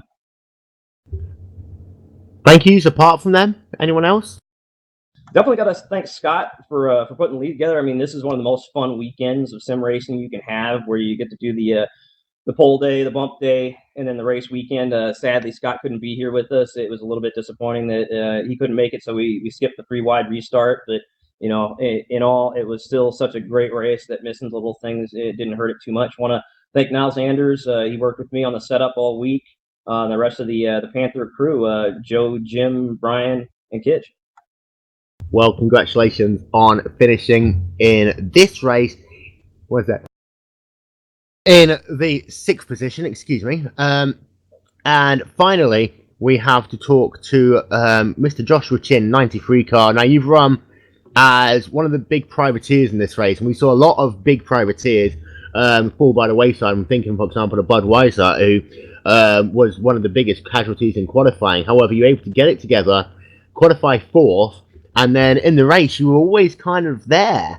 However, the second half of the race wasn't the way you probably wanted it to go. Yeah, it was pretty frustrating. It was 2 weeks of work, and then we got to the race, and I don't know how much it actually played in, but it helped qualifying up there. I don't know, it was just a long and frustrating night, and maybe I could have done something different about it, but in retrospect, I don't know what more I really should have or could have done there. And the race itself, you know, it's like it had its ups and it had its downs, but it did seem to be that you were very content to just ride in that race. Was it just a case of trying to find the opportunity and not really show a hand, or was it the fact that you just wanted to keep that car pointing in the right direction? I just wanted to be there at the end. I knew that, there was going to be a lot of stuff going on, especially in that first half, and every restart was make sure to be on your game and be aware of what was going on around, because I know there was some stuff going on in the back of the field, and I didn't want to get back there through something I did. So it was just keep it as far up as front as possible and not make any mistakes and get trapped in the back and wreck. And after all said and done, P7 in the championship, you lost a little bit to Matt Cook and Tim Holgate, but still a lot of racing to go in the second half of the season. Was that whole mentality of big picture coming into your mind at the end of that race? A little bit when we were battling there with everyone. I was going to have to try and get around Chad, but I wasn't going to race him hard enough to where we were possibly going to wreck. We still got, half the season left, and half those races are good points opportunities at least. So there was no need to get any more than I needed to, and it was just get the best finish possible. Well, we have got to wrap up in a moment, but before we do, would you like to say thank you to anyone? Yeah, I had a little bit of brainstorming with the Banshee guys. They helped out with race strategy a little bit and just talking through the race. Otherwise, gotta thank Manly Game Days, Solstice Racing, 5 years of racing for them, so they were on the car this week. Nice silver scheme. JDR Graphics and UCF Car Club. Well done, Chin, coming home in the 7th position. Now, I hate not talking to people, so Anthony Kurnish, unfortunately, I can only give you one question. How was your race? Yeah, it was rather dramatic to go from the back row to 12th position by the end of it and keep out of trouble. It was certainly very interesting from my point of view. Crazy race, rear to the front, avoiding accidents, keeping that car clean. Happy with your day? Yeah, I could have finished in the top 10, but I'm happy to finish the race. That was my main aim. Well done, P12 for Anthony Kurnish. And then Brandon Lichtenberg, P14 for you in that number 12 car. Again, rear of the field to mid-pack. Happy with your day? It's a little frustrating, but, I'm happy to finish compared to last year. I actually crashed out about 20 to go. So, I guess I'm happy. Hey, I led a lap, so that's positive. Leading a lap at Indy. Everyone's streamed. Well done. P14 in this race. Aaron, final thoughts? Final thoughts. Wow, what a phenomenal showing. Great race, great competition, and you don't expect anything less from this series. This was perhaps 2 weeks ago when we were on the road course. The first 5 laps were some of the most thrilling road racing we've seen. And then this week, the final 8 laps, 3 wide, slight contact. They made it great racing, great win by Brandon Trano. And, well, all I can say is looking forward to next week and the Milwaukee Mile. And, of course, Paul, you and I will be talking about this on the Will and Dave show this coming Friday, I'm guessing. Oh, yeah, we will. I got a bone to grind. Highlights of the day? Well, I mean, it was hard. I've got a low light, but let me tell you something, man. The end of that race made up for all of it. That was just an incredible show. And what's with the Will and Dave show music? I've just faded it out. The Will and Dave show, Fridays 4 PM Eastern, live and exclusive on Glacier TV. Boom. There we are. Boom. Very quickly as well, iRaceForLife.org, an amazing, amazing organisation, donating $5 to the winner of the 16 Street Racing League Indianapolis 400 charity of choice. We'll give you more information about that on the Will and Dave show this coming Friday. But it is now, unfortunately, time for us to say goodbye. It has been an amazing day of racing here at the Brickyard, the Indianapolis Motor Speedway, and after over 2 hours of racing, it was Brandon Trano who took home victory. The number 9 car showed how, once again, Broken Arrow are one of the most dominant teams to have stepped onto the Brickyard in the last couple of years. They won in May with Brody Kostecki, and they win again with Brandon Trano. Nefriag, the Panther curse continues. Just 15 100ths of a second away from victory. However, it didn't quite happen. Tim Doyle shows that you don't need to start at the front to be able to finish at the front. He comes home in the 3rd position, despite starting this race all the way down in the 17th position, and up and down the field. There's been phenomenal racing all day long. Don't forget, this race will be available to view on demand on YouTube throughout the rest of this year. And of course, next week we head over to one of the most traditional tracks in the world, the Milwaukee Mile, in 1 week's time for 140 laps of pure adrenaline racing. That would be normal start time, 7 PM Eastern, here live on iRacing Brazil. From myself, Will Vincent, from Aaron Likens, Paul Jenkins, Young O, Dave Judson, and of course on cameras, Raphael Sank. It has been an absolute honour and a privilege to bring you coverage of the 2014 16 Street Racing League Indianapolis 400. Until next time, my friends, bye-bye.